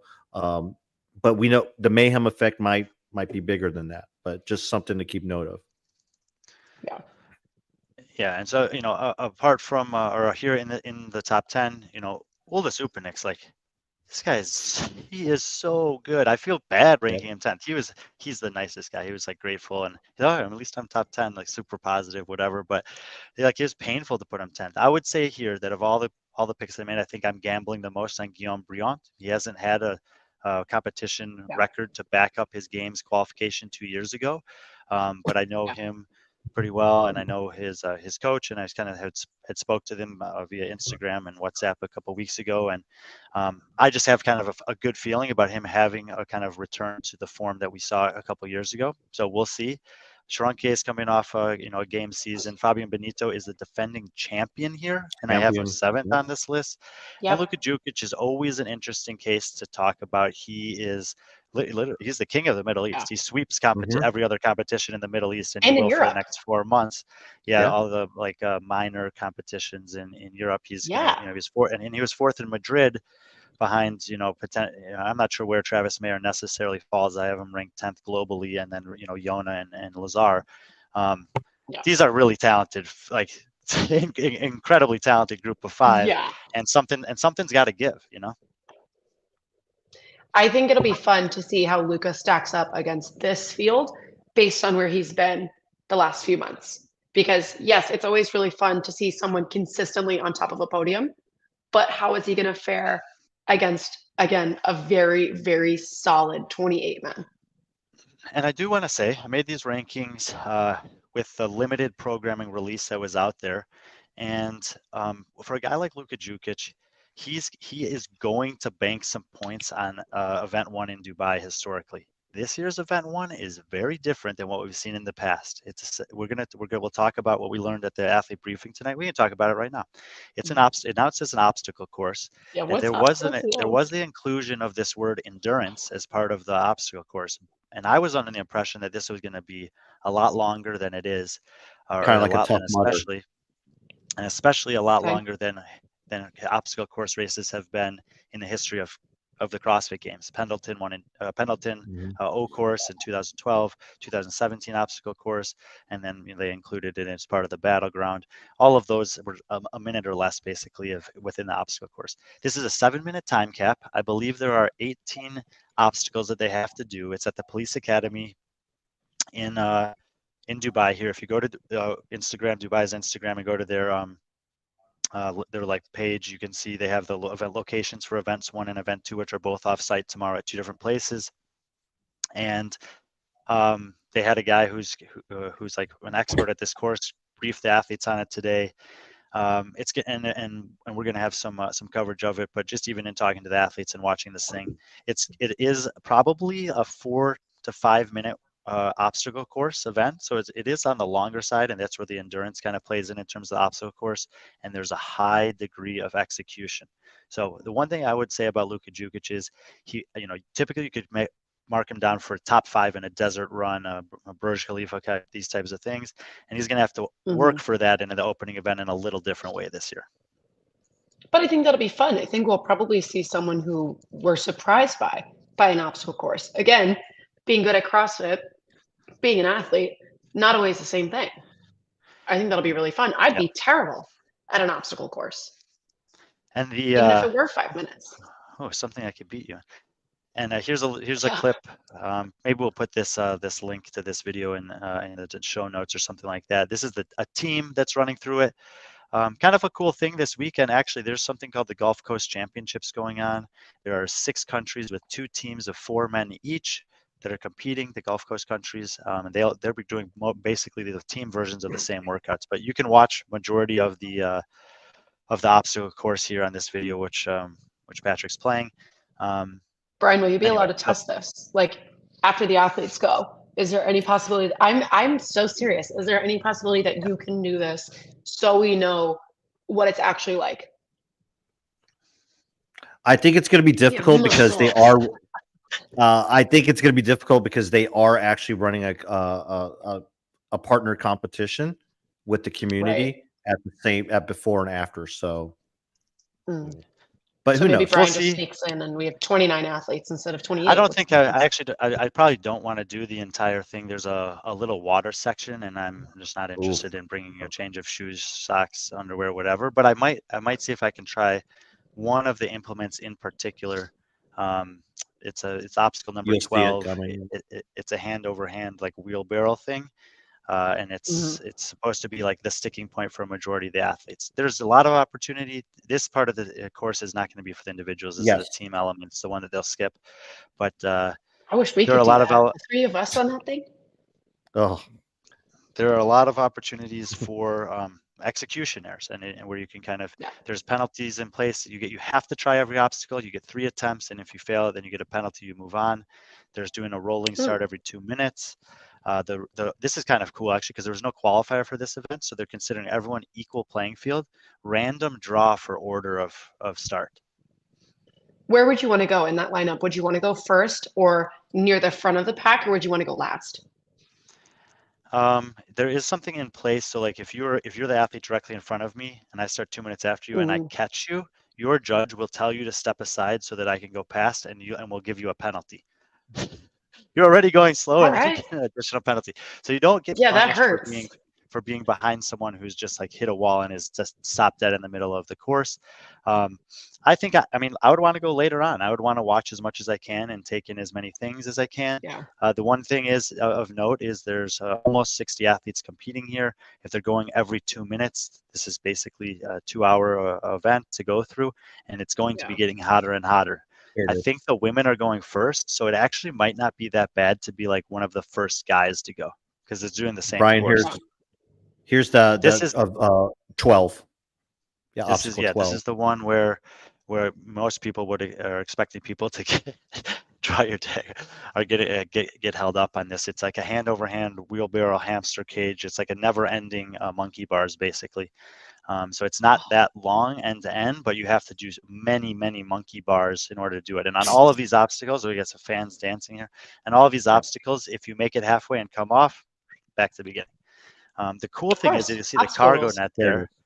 That cargo net, I really like this actually. So they go up it and then they come down it, but they have to come down with control. And then there's 2 parallel ropes, one for hands, one for feet. That's part of the obstacle, and you have to traverse it like 10 feet or 15 feet to get to the end of that obstacle. You can't drop off the cargo net. So it eliminates something that has historically been probably the biggest risk for injury on one of these events is the drop from the cargo net.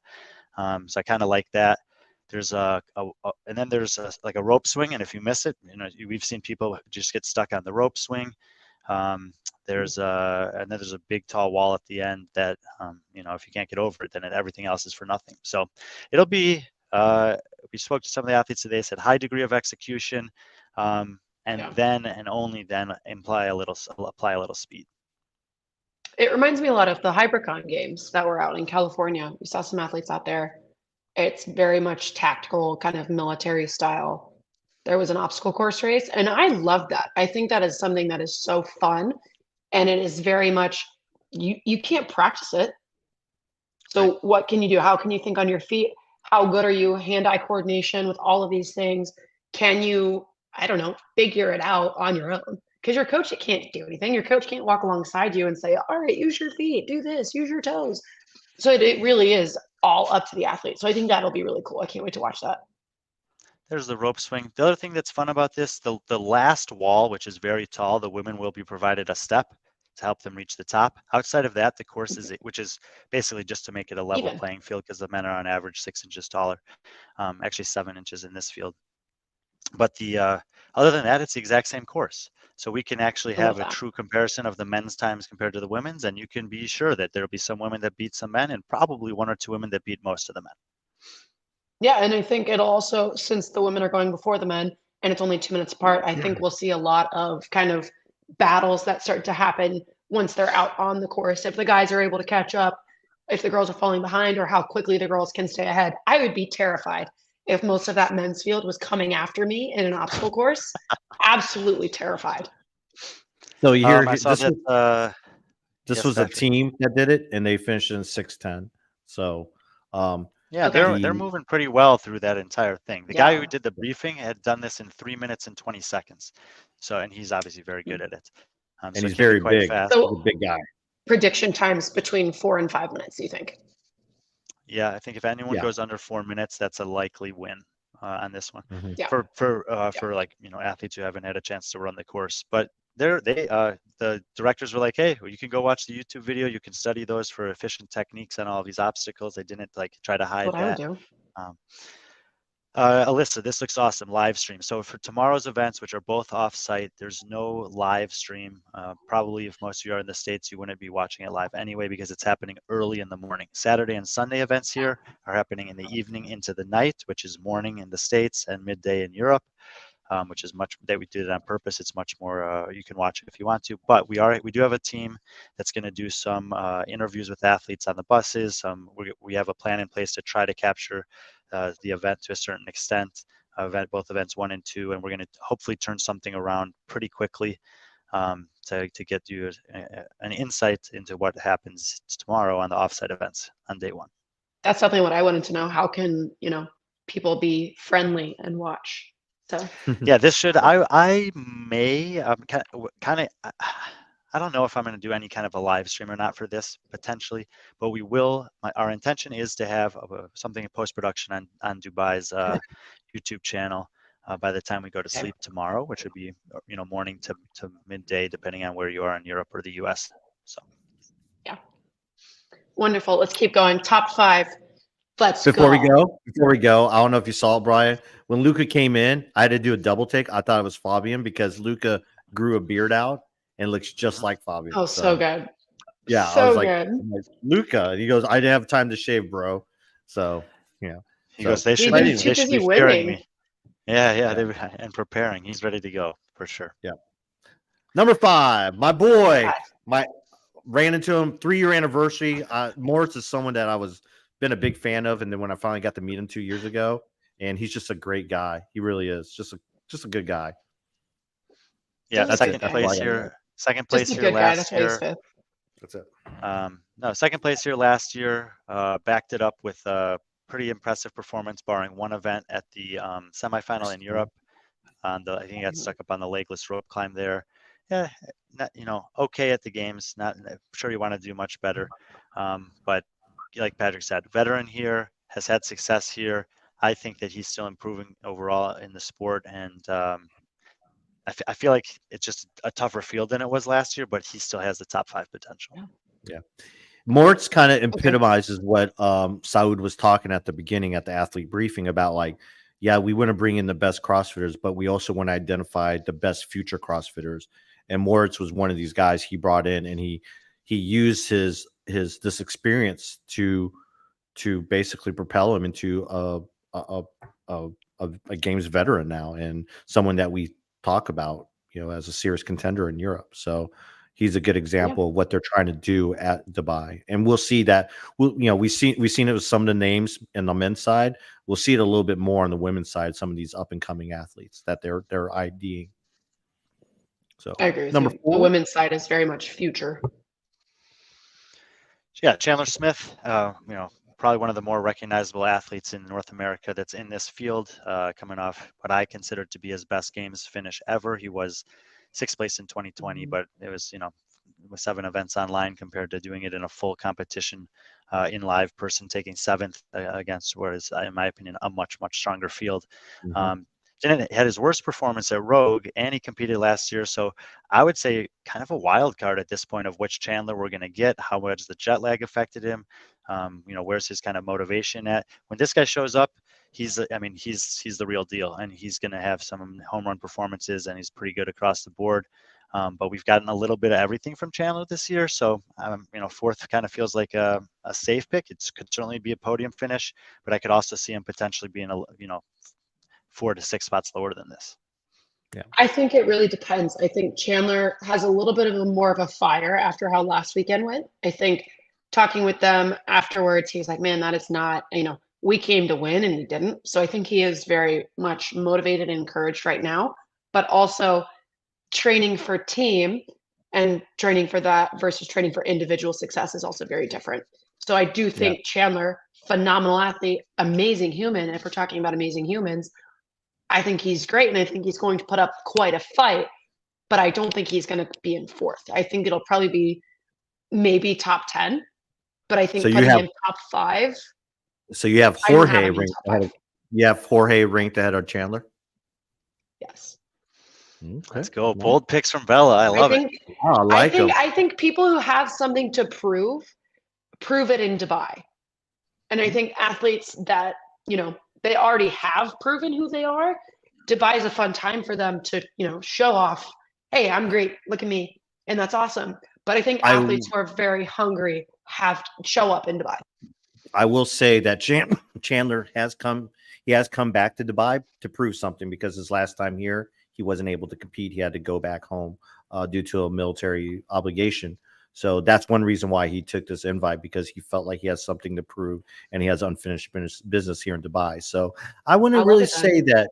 Yeah. So, I mean, if you know Chandler, a lot of that comes from inside. He's kind of like Michael Jordan, where you kind of create your own enemies and you create your own, I don't know, motivation. And that's the type of person Chandler is. You did bring up, because you kind of announced it, and it was announced that, for the longest time, everyone thought Noah and Chandler were going to be part of the team. So now we're saying Noah is teaming with Tola, and Chandler will, and there's going to be some fun announcements coming up. There will be that involve Chandler. So I'm really looking forward to hearing them. This is a human thing, but Chandler and Noah competed together last weekend. So the reasons that they're not competing on a team for the 2024 season have nothing to do with their friendship. Exactly. 100%. And that is, like, sometimes business can dissolve friendships, and it's really cool that whatever happened or didn't happen there has had no effect on their relationship outside of CrossFit, because their relationship outside of CrossFit is phenomenal. It's long storied, and it can be, I'm sure, inspiring for people. So that is a really cool thing that outside of even a CrossFit realm altogether is, I hope, something people can learn from. Yeah. Well, if you think about it, why don't you go win West? I'll go win East, and then we'll hang out in Texas together. That sounds like a great win-win situation to me. Exactly. And see who comes out on top. Let's battle out. Nothing's more fun than going against your friends if you can if you can handle it. Yeah. All right. And Number that 3. brings us to the top 3, and the 3 people that I've picked for the podium here were all on the podium together in 2021 in Dubai, not in the order that I have them here picked. I've put Lazar Jukic third, Ricky Garrard second, Roman Krenikov first. Bella, any objections to those picks? I'm going to flip them. Okay. I think Ricky will be on top, and then it'll be Roman, and then it'll be Lazar. And I say that because last weekend, Ricky was very much conservative. And I mean, his team came in second, and I didn't see the fire from him that I normally expect to see. And I think it's because he was using it as a testing weekend. And I love that. I'm all for it. We didn't get to see Ricky the way that we wanted to this year. I want to see the Ricky that we know. And I think we're going to see it this weekend in Dubai.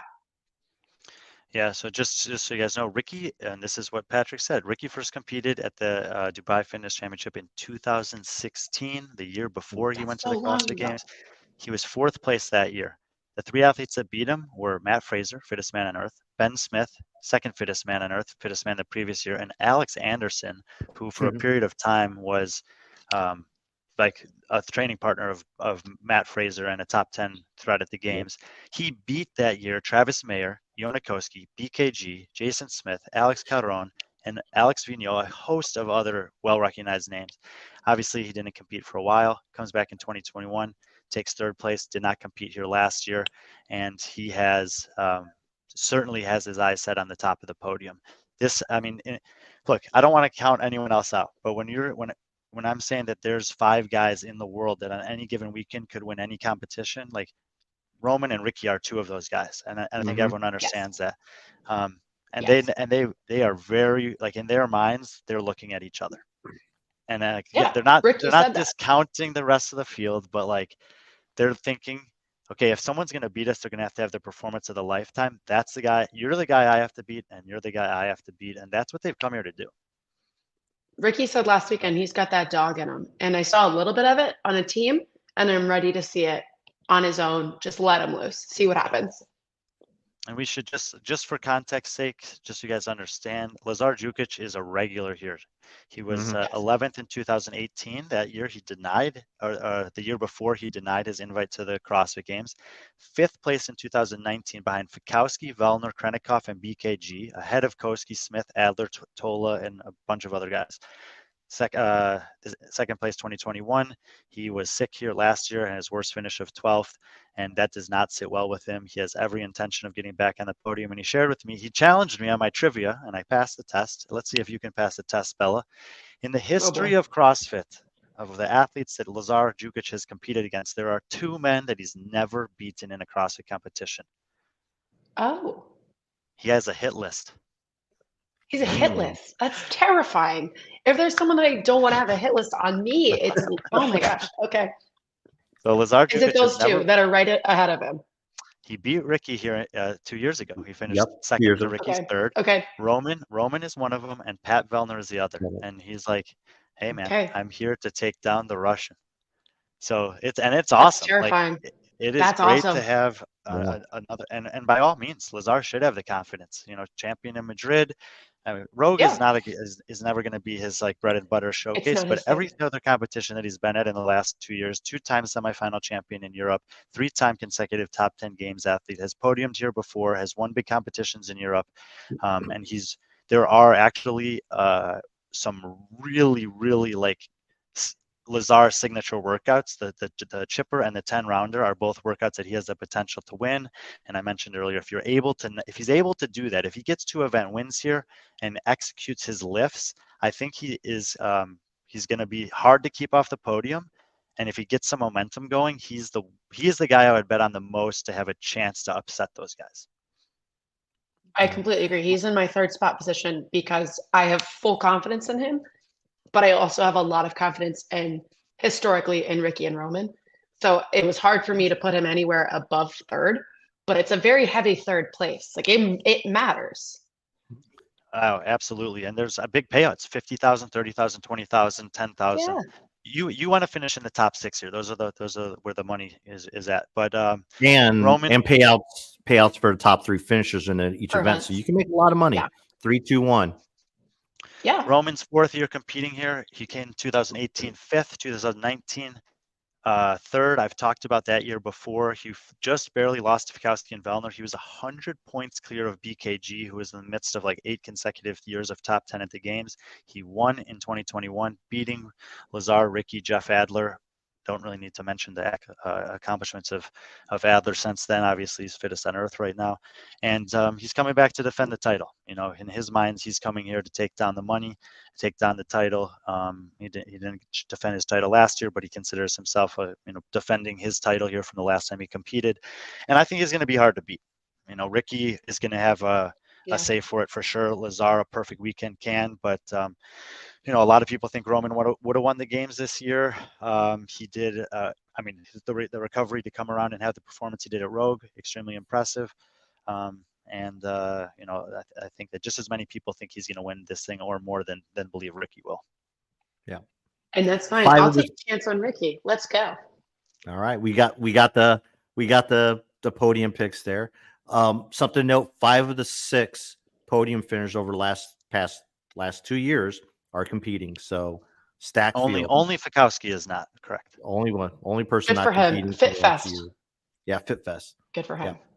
Yeah. Let everyone else so beat up. So men's field, there should be some elite competition at the top, and I'm telling you guys, the people on this list, 15 through 25, I mean, like 5 through 25, there's a big opportunity for athletes that you might not know that well to have a really surprising weekend. And I guarantee you that there's one or two athletes, if you're not like really ingrained with European CrossFit, that are going to have going to catch your eye. Yeah, completely agree. Moving Flip on to over the to the ladies. women's side, we have actually there was one Dana Paran is withdrawn from the competition. We didn't know that when we made this list. So there's 29 women currently slated to compete. Evie Hollis was sixth place at an online semifinal in 2021. So we'll see if she can replicate some of that. Shahad Boudeb's coming back from the games. She's competed here before. Sneaky good on gymnastics workouts. Don't count her out on the obstacle course. She there hasn't been a ton of gymnastics announced yet. 10 legless rope climbs, 10 bar muscle ups is kind of it. If the unannounced workouts are gymnastics heavy, then I could see her moving up a few spots for sure. About what I know so far, have her down here. And then some athletes, Maddie Harris from the UK often competes on a team. Aylesbury and Veslemoy Kolstad, who is on CrossFit Oslo Blackouts 14th place games team. And Alexia Williams, a rookie at the Cross Games this past year from Argentina. It's interesting pick that you'd put Alexia so far down. I think she's young, decently talented and fit, but I mean, that says something about the next 25 people that we have to talk about. Yeah, it's she had a great semifinal, beat out some talented athletes in South America to get to the games. We could go to the next 5, and there's at least one place in here. Yeah, Julia Cato did that the year before. She lives here in the UAE. It's a 90-minute drive. She's sleeping at home tonight. She's sleeping at home tomorrow. Like, that's definitely an advantage with all these athletes coming from around the world to compete. Like I said, Dana Pran's not competing. Taylor Howe, veteran here, contender from the UK. Luisa Marquez, a really young Brazilian athlete, very good lifter.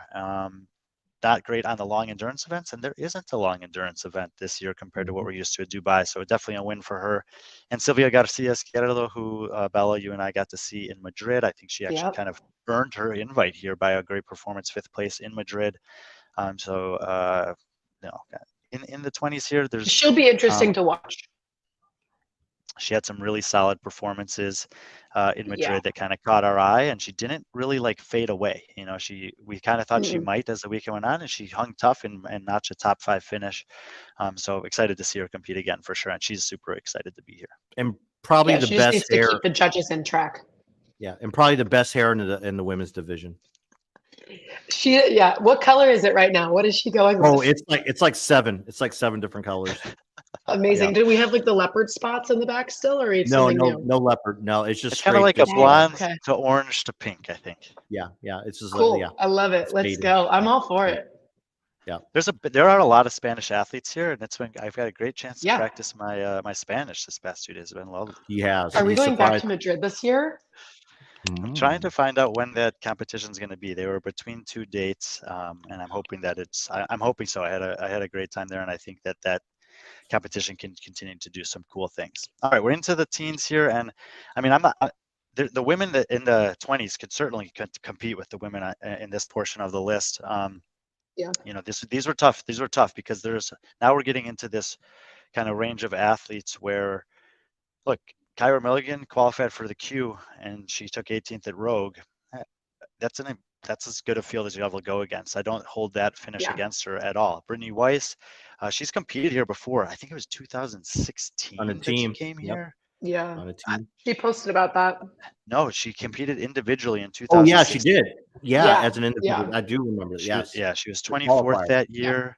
Yep. I think that was the same year that her sister won the CrossFit Games in the teenage division.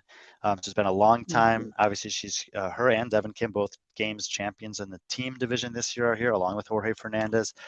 So excited to see him. Norcha Bleeker was another one who had a great performance in Madrid. 8th place there. She's been like kind of on the fringes of threatening for a semifinal. She didn't have the best semifinal this last year, so she seems to be coming into her own this offseason, just with some confidence. And Allison Wynn, formerly Allison Rolfs, was like 24th or 26th in North America East semifinals.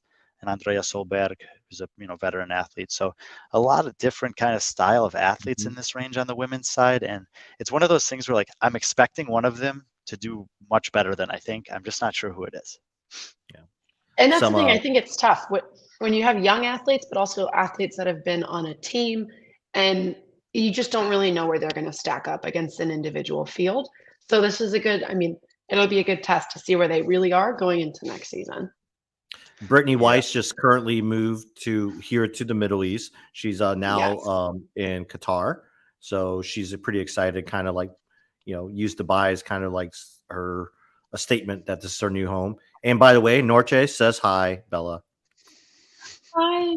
Oh, I love her so much. She's so She's sweet. she's I awesome. I like got you to have a too. Just her. conversation with her, She's great. but yeah, but she wanted me to pass along that she said hi.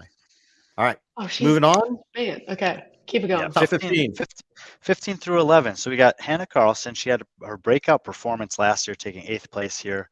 She had a couple awesome events. Mm-hmm. The upper body pulling is a challenge for her. So the legless rope climb event will be one to watch and see how she's improved on that over the last year. I actually Mhm. competed in weightlifting with her coach in Sweden earlier this year at a lake. Oh, he's here, so she's coaching her, and I'm Okay. sure I'll get some good insights from him. Ingrid Hodnemer and Devin Kim are probably the two most athletes that I'm most interested in on the women's side from the similar standpoint that you have with Jorge Fernandez. And I mean, think Ingrid Hodnemer to me is like similar to Taylor Williamson. She's a big, strong, Yes. aerobic-based athlete that has all the skills. And I like both. I would not be surprised if either her or Devin places fifth. Like that seems like Mm-hmm. totally possible.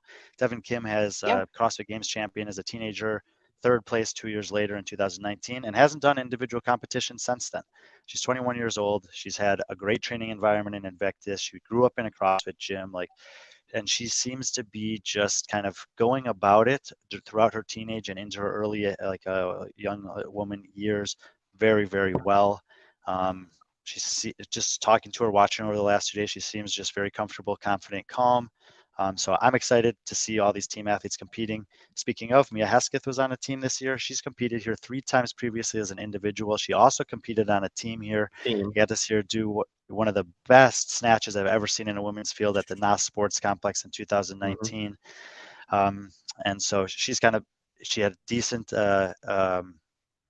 good season on the team. I think they were 6th with Walleye. And Sahir Kaya, who's has now the best ever finish for an athlete from Asia on the women's side, 23rd at the games this year. So Amazing. here we are once again outside the top 10, and pretty impressive resume for a lot of these girls. Yeah. I Ingrid, think both Devin and Ingrid's top 10 for sure. yeah. Ingrid literally got the phone call on Friday and booked her flight here. I talked to That's Mia. champion mentality. Yeah, I think it's either that or it's really cold in Norway right now. So That's fair. I'll take So 7 days in Dubai. Let's do it. exactly. Yeah. So there's quite a contingent of Norwegians here, I believe, Scandinavian actually athletes, but four Krieger athletes are here as well as both their coaches, their main coaches. I was able to catch up with Mia. And I asked her flat out, and we'll post the interview and some of the other interviews I had during check-in on our YouTube channel later on. But I asked Mia what her goal was. Obviously, she's 33 years old, and she said she's using Dubai as her, to determine how the rest of her year is going to go. She doesn't think she's going to do team because she is a mother and she doesn't want to move anywhere. She wants, and she doesn't think they have enough athletes there in her area where they can do a team there. So I think she's set on going individual, but she's definitely using Dubai, like most of these athletes, especially like athletes like Devin or Ingrid, these team athletes, to see where their season goes and using Dubai as kind of that Yeah. launching pad. I love that. I think it's a phenomenal event to use as that gauge for, okay, what's next for me? What do I need to focus on? Because there is a decent amount of time until the open. You can still figure some things out if you haven't already. Yeah. And if you don't know who Mia is, wait till you see her Should. with a barbell. Wait till you see her Yeah. lift, and it's something to No watch. kidding. And we're she gonna is Bella. kidding. We're gonna tell you about this lifting event, and if you've Yes. stuck around this Please. far, I'm sure people will have some opinions about this. But let's Mhm. push into the top 10. Don't let us forget to tell you Okay, about the top lifting 10. event. Yep. You Top know I 10. love a good lift. Don't come on. We can't forget this. Okay, 10 through 6. Here we go. Claudia Gluck, up and coming Ooh. athlete in France, very young. Again, I'm kind of banking on with her some gymnastics showing up in the unreleased events. Been working on her strength. I think she benefits from not having a super long running event. Interestingly, though, they did announce that the chipper will start and end with an 800-meter run. Let's It had go. said 50 cal machines, and they've replaced with 800-meter run. And I kind of said that I kind of like that. Just like these, like here, Yeah. you know what the workout is for the most part, but we're just going to have this little wrinkle, this little nuance, whatever. Why Camilla not? Solomon-Hellman coming back. She had a son. He's almost 2 years old now. At this point to me, she's like back in the form that she was prior, which was qualifying for the CrossFit Games or competing for that every year. I think she's going to have a very solid competition here. And then Elisa Fuliano, to me, she's proven to me now over 2 seasons that she's legitimate. It wasn't a one-off, everything went right for her 1 year and we never heard from her again type of performance. She, to me, looks solid across the board. And I kind of the women on this list, she's the one I feel like I may have too low. I do think I took a couple risks with the Claudia and Camilla pick. And I would say Elisa maybe could be even 6th or 5th here. Lauren Fisher, again, coming back from years and years of team competition, had a pretty good semifinal, competed at NorCal, podium there, second place behind Brittany Weiss, in a competition that I wouldn't say the workouts were necessarily like geared for Lauren Fisher. Very good with No. barbell cycling, gymnastics, heavy lifting is good for her. Great body control, could do well in the obstacle course. I think a lot of things are lining up well for Lauren to have a good weekend. And Elena Caratala, who for years she was really, really just doing well online. Then she won the French Throwdown. Then she and in Madrid this year she couldn't figure out the mono rope, and that prevented her from having any weight on a clean and jerk. If she had done that, she would have podiumed there. Instead, she took 4th. And I think that she made the games 2 years ago. She's sneaky good, probably the best woman in Spain. So these are kind of 6 through 10. Anything that you think here is totally off the rails? I don't know. I think Lauren, it's possible she has a top 5 week. I really do. She was in my top 5 after Rogue. So she's one of those athletes on a team. I was kind of losing a little bit of faith. And then after she performed at Rogue, I said, okay, you're back on my radar. You're someone I'm going to continue to watch.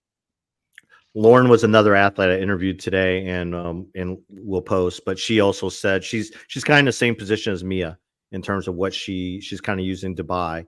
It's kind of, I mean, she obviously did an individual competition, NorCal.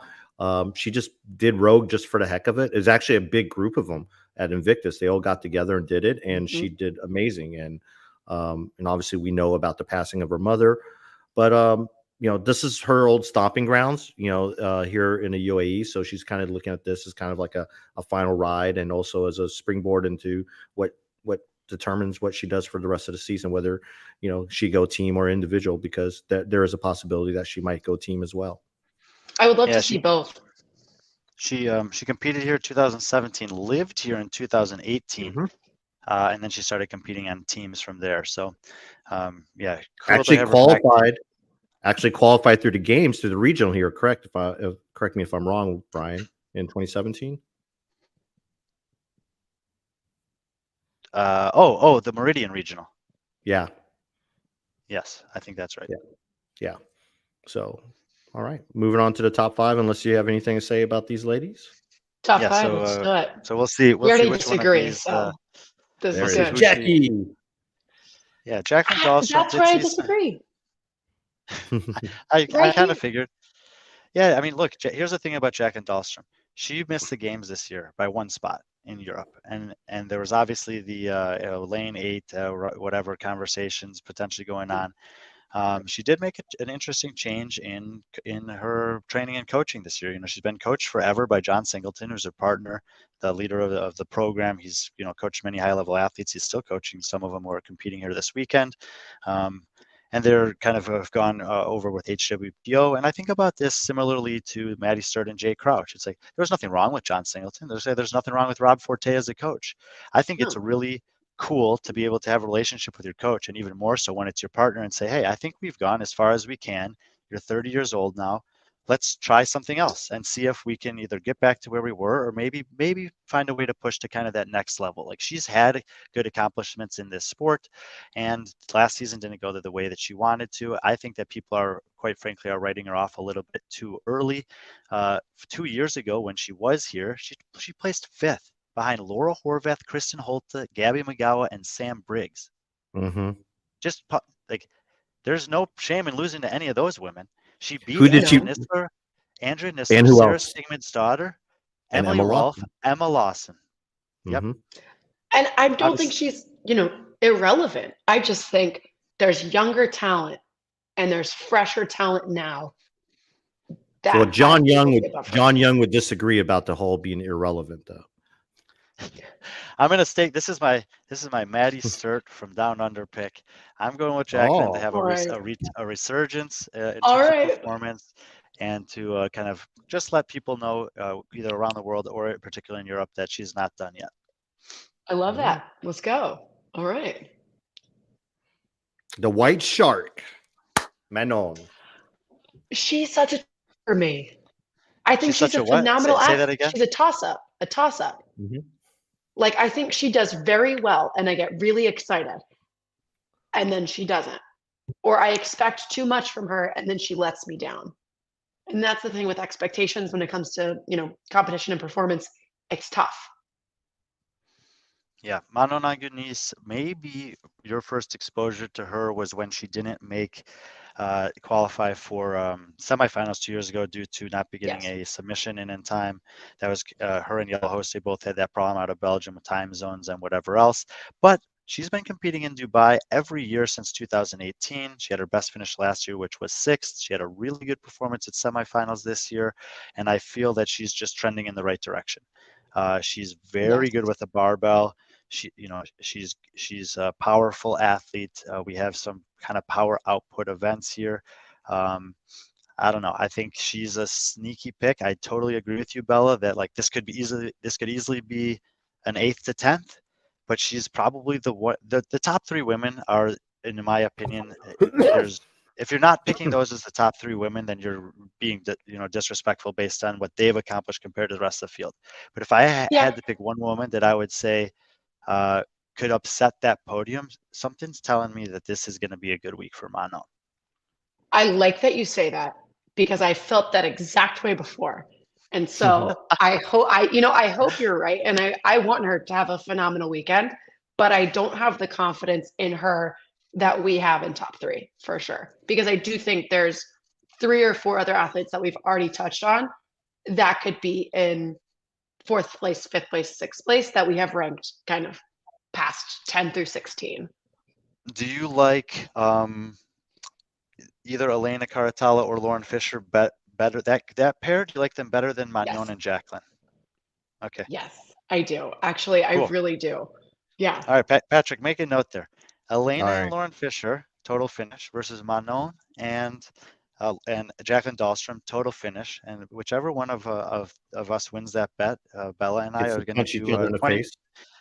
20. No, we're going to do a 20 back squats, 155 pounds. 20 So for my time. body weight. So we're going Yeah, wait, you have to do your you body squat- weight. You do your squat body just weight, as I'll much- do mine. You squat just as much as me, so that's fine. That's fair. Okay, that's fair. Yeah. Fine. We're gonna I like back squat me. Yeah, we'll back squat me and then whoever, yeah. 20 I mean, reps. honestly, I lose, I'll do it anyway. You, of I'll do it course, you anyway. would. Of course, you would. All right. So anyway, heading the top- into the. Yep. Go ahead, Brian. Yeah, so these top 3, and we can go through them one at one, but basically what I'm saying here is they were all top 15 at the games this year. They had actually pretty tight finishes. Emily Rolfe had a career best finish of 12th place at the CrossFit Games. And I mean, look, Emily Rolfe, first of all, she loves competing at Dubai. I believe this is her 4th year here. I was talking with her and her husband, 4th consecutive year competing here. Well, they didn't have 2020, but the last 4 times that she could. She podiumed here last year, taking third. She's in the other 3 finishes, she's always been inside the top 8, 6.83. Obviously, like strengths of the fields vary year to year, but she's been very good here. I actually think Emily Rolfe has if there had been a long running event out the great gates, I think she could have won this competition. I still am not counting her out, Yeah. but she is amazing to me. She's in her 30s now. She's been working a full-time job her entire career, and she's only getting better. It's really impressive. I think she's one of those athletes. She reminds me a lot of Amanda Barnhart, who continues to just impress. And I love that. And I agree with you that she was in my top 3. So we at least have that in common. Okay. Moving to number 2 is actually the athlete who did the best at the games this year of any of these women. She was 11th place there. It was also a career best performance for her. And it was just a big year for Emma Tall and David Shrunke, who got to compete at the games finally for the first time together. For an athlete with as much competition experience in Europe as she has, I was kind of surprised to be reminded of the fact that she's only competed here once before. It was the year that the first year I was here, 2019. She took 9th place in a pretty intensely stacked women's field. It was behind Emily Rolfe and a bunch of other well-known games athletes. But I think that she, if she's healthy and when she's healthy, like she is clearly one of the top women in Europe. Again, she's a veteran athlete. The fact that she's older and has been doing this long hasn't really hurt for her at all. I think that she's got a lot of composure. She's strong. Like these workouts just seem good for her, and I think she's going to be a threat to dethrone the defending champion. I love that. And I agree with you. Also, if we're talking about trends, again, athletes who are training with their partners are seeing a great success this year. So if both she and David are both going to be successful, I wouldn't be surprised. Yeah, and that leaves the defending champion on the women's side of Karen Easy. Frey. Karen Frey also won the French Lorraine this year. She won the Madrid championship this year. And if you read the article, I kind of wrote this about her. Karen Frey in Europe, and I'm counting Dubai in Europe. She's been competing here since 2018, although she did have to. She didn't compete in 2021, but she was supposed to and didn't. But she comes here in 2018, takes 4th. In 2019, she took second, and then she was 1st last year. So she's been 4th, 2nd, 3rd in her 3 times competing here, and it's just like she is on European soil and in Dubai. She's just looks so confident, so comfortable, so clean in execution. And I mean, here's the thing: like she's stringing together so many good performances that now the expectation is there. And that's always is another element of competition for athletes, is when we're not expecting it from you and you do it, it's one thing. And then when we are expecting it and you can do it again, it's a different level of excellence. I think Karen Frey is at that point in her career. I'm not concerned about the fact that she can't crack the top 10 at the games. I'm not concerned about the fact, just like with Lazar, that she's not having the same kind of performances at Rogue. You come over here and you want to win, you have to beat Karen Frey. I completely agree with you. I think something that is interesting with her, she has so much success in Europe. I think it's just because she's comfortable. I think she's one of those athletes that really thrives on environment. You see it with Noah too. Noah does really well when there's a crowd that's pushing him. And if there's no crowd, I mean, he's still going to do well, but it's not as good as when there's people that are hyping him up. I think she's very similar in that, but not necessarily crowd focused. I think it's just location. I think she's a lot more comfortable competing where she knows and where she has seen success before. She just, yep, I'm going to do it again. I think that for her, she's already been here. She's going to do great. And I agree. I think after seeing her in Madrid, I think she's going to do phenomenally against this field for women here in Dubai. So I was talking with JR Howell earlier this morning when it was evening in the East Coast, and he asked me for my sleeper picks and my deep sleeper picks. So basically, you got 3 top 10 men in the world here: Roman, Ricky, and Lazar. You got 3 top 10, 15 women in the world that we saw. So for a sleeper pick, I said this is somewhat the person that I think is the most likely to get on the podium. That's not one of those 3 people. I picked Moritz. I picked Moritz Fiebig and Manon Agonis. And then for my deep sleeper pick, I wanted to pick someone that was like, we don't know, and you'll like this. I picked Jorge Fernandez and Devin Kim. Okay, so I have them as well. But then I would say probably, I want to say Moritz, but I don't want to agree with you. and I'm going to say Ingrid. I would put Ingrid above in just my normal picks. I'm going to go with Fabi, actually, because we ranked him decently low and he won last year. Nobody expected him to win. His game's performance wasn't what I would say the expectations I had for him, knowing who he is. So I think if Fabi is ready, he will do very well.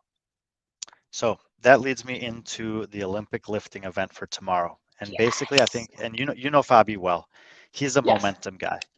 And Yes. tomorrow's workouts are all about execution. If he has a clean run on the obstacle course, which just means that it doesn't have to be a first or third or whatever, a clean run where he feels like Okay. I executed every element and I did that well. Okay. I think that's a good start. Here's the format for the Olympic lifting event. You get one chance to lift. You get 1 minute to lift at one weight of your choosing, and you have 3 attempts to hit the lift within the minute for the snatch and also for the clean and jerk. Now, there's an unlimited warm-up according to Saud. You can have as much warm-up as you want, and then when they're starting all the athletes declared a weight tonight. Whatever the lowest declared weight was is what the first weight on the bar is. If at any point you want to no. If at any point you want to change your lift, you can.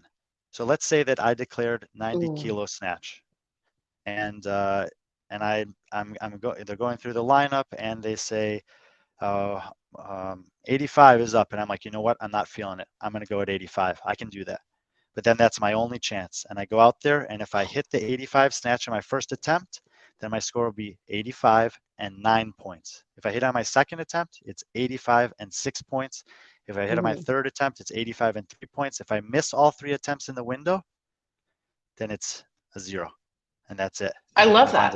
And then you move on to the clean and jerk, and you add those together. Okay. So there's a massive element of risk assessment. You know, how much am I going to risk it on the snatch? How much am I going to risk it on the clean and jerk?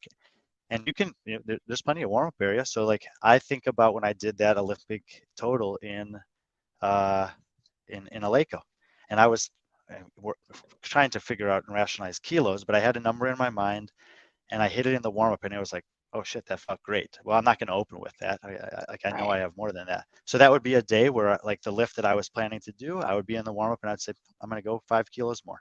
It's a good day. But then if I do that and I go out there and I miss, then I have 0. It's interesting because I think it's almost the athletes that have experience competing in weightlifting are almost at a detriment here. Because a lot of times CrossFitters that are doing really great in the lifts, they're gripping and ripping, especially if they don't, typically lift in kilos. They have no idea what's going on anyway. Like, might as well, you see them like writing numbers like this color plus this color equals this color. So do that. So I think the athletes that are a little bit less strategic are going to do well because they're just going to go out and try. They're just I'm going to throw something out there and let's see what happens. I would say you're going to see more athletes probably be pretty kind of chaotic with it. If I'm only getting one lift, I'm going to make it as ridiculous as I possibly can. Because I probably, at this level, would believe in myself that I can get it in 3 attempts. The number in my mind that I'm like, this is probably where I'm at. This is my PR. I know it. I can do that. That's what I'm going with. I'm not playing it safe at all. Because what if I make it? So yeah, exactly. And I just want to for Fabian Benito, if he has a clean run on obstacle course and hits both lifts, then I think he becomes a scary threat the rest of the weekend. Yes. And that's the thing with Fabi. It's if he's ready to go and he gets just footing off the ground, you're not going to stop him. It's just a matter of making sure he's ready to go. Now, I love the Spanish boys. They're my favorite. If I'm one of these like podium favorite athletes, those are the guys that I would say maybe this is a time to be a little conservative.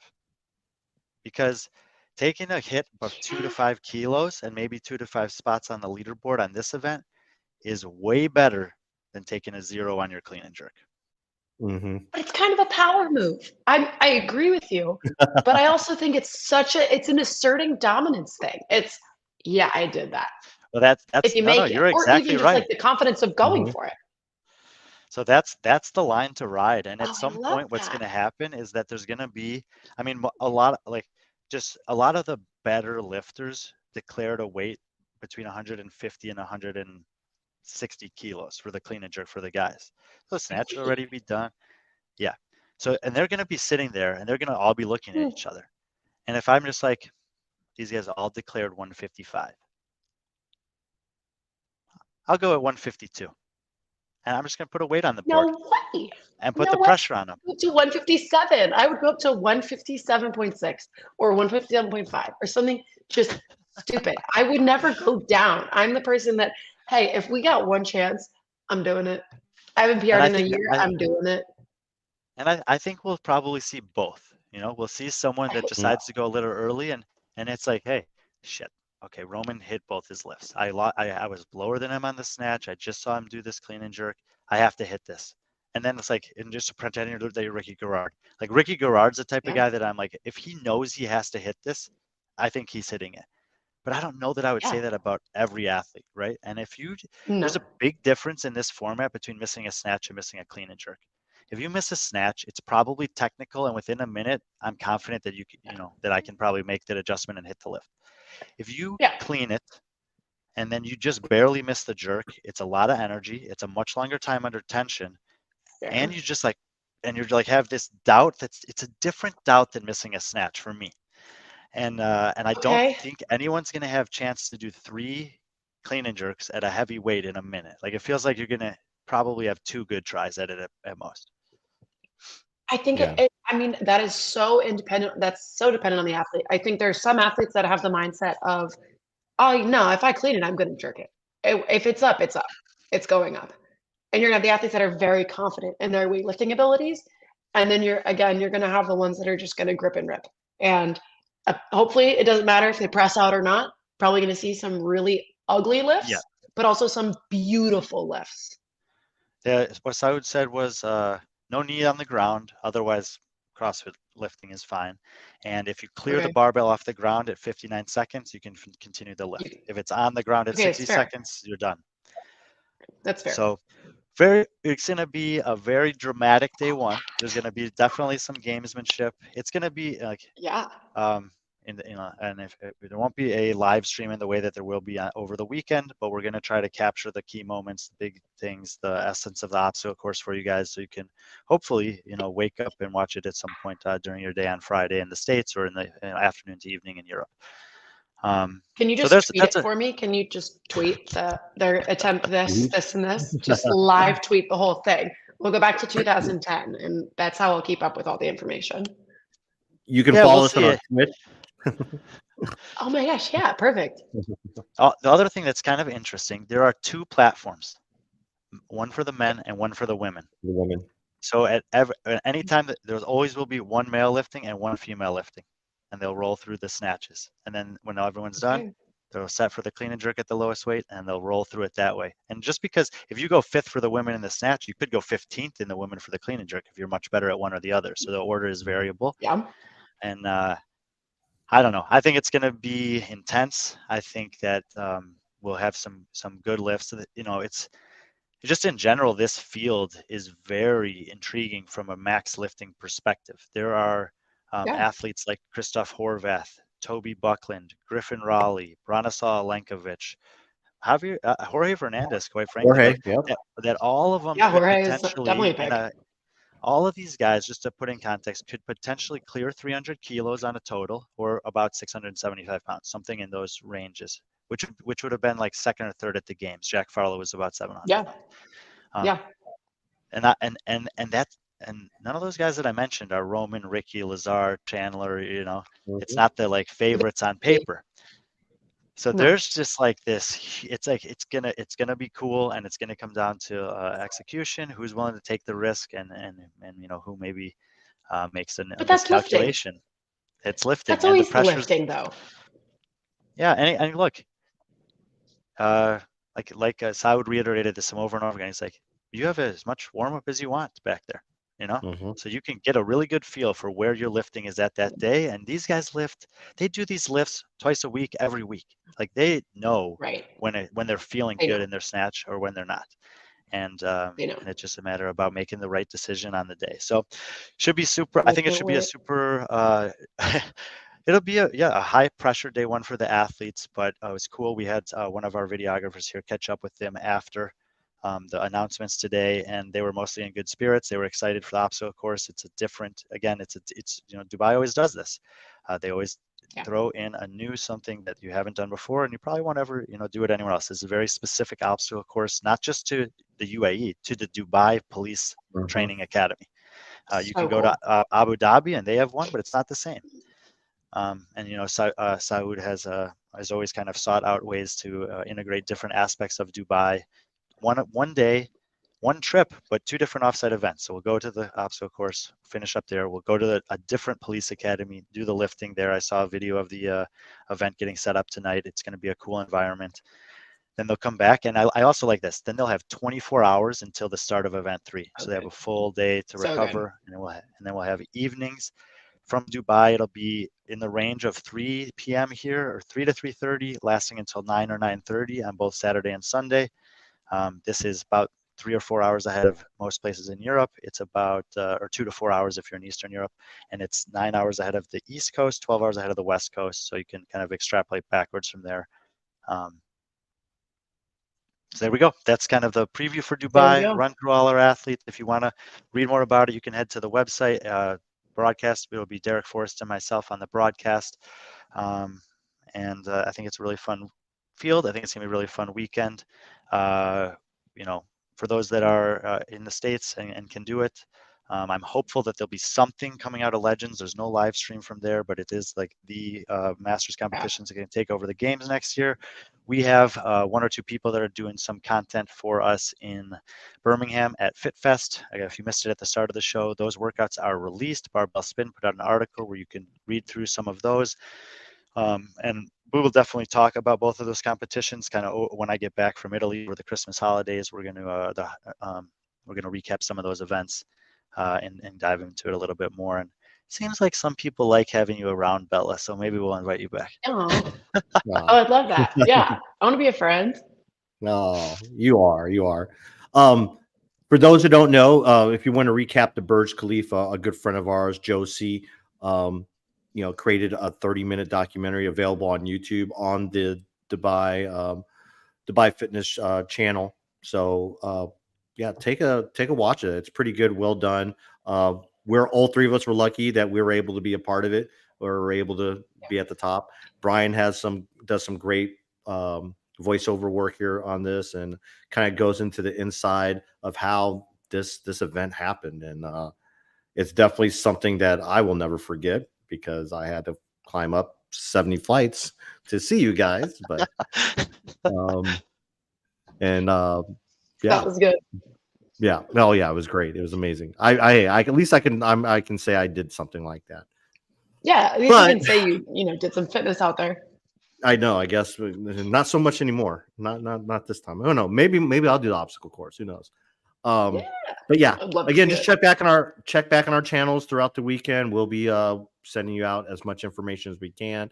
Right now, we are really the only media source out here, and Saud, the whole DFC, they've opened up their doors to us to do a lot of behind the scenes stuff. So we got some cool stuff. We got some great videographers. Some who's who of videographers are here, and photographers. So yeah, we're gonna do some fun stuff. But I think that's about it. We wanted to go 90 minutes. Yeah, we kind of overshot that. But Brian and myself, we have to be up in probably like 5 hours. Yeah. But hey, we're happy to do it. Yes. Obviously we're excited. Bella, if you missed it, had a great recap of Down Under Championships for the first hour. We caught up on some news in the first 15 minutes of this show from the CrossFit world. There's a lot going on right now, competition-wise and outside of the competition, obviously. So I'm sure people, will be covering these events throughout the weekend, and we appreciate you guys, taking an interest in this sport that we love. Yeah. Bella, you have anything to say? No, it's just fun, and I can't wait to see all the content, boys. It'll be good. Yeah. So hopefully next week me and Brian will still be on the road, but we'll try to get something out there in terms of some type of recap or something. So just bear with us. We got some cool stuff on the horizon after Dubai.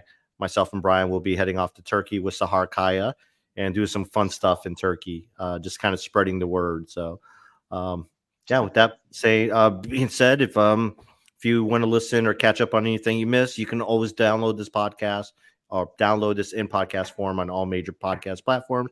And as always, like, subscribe, leave a comment, please. We'd love to hear what you have to say, especially when it comes to Bella and Brian's picks. Yeah, that's about it. As always, be friendly, our friends.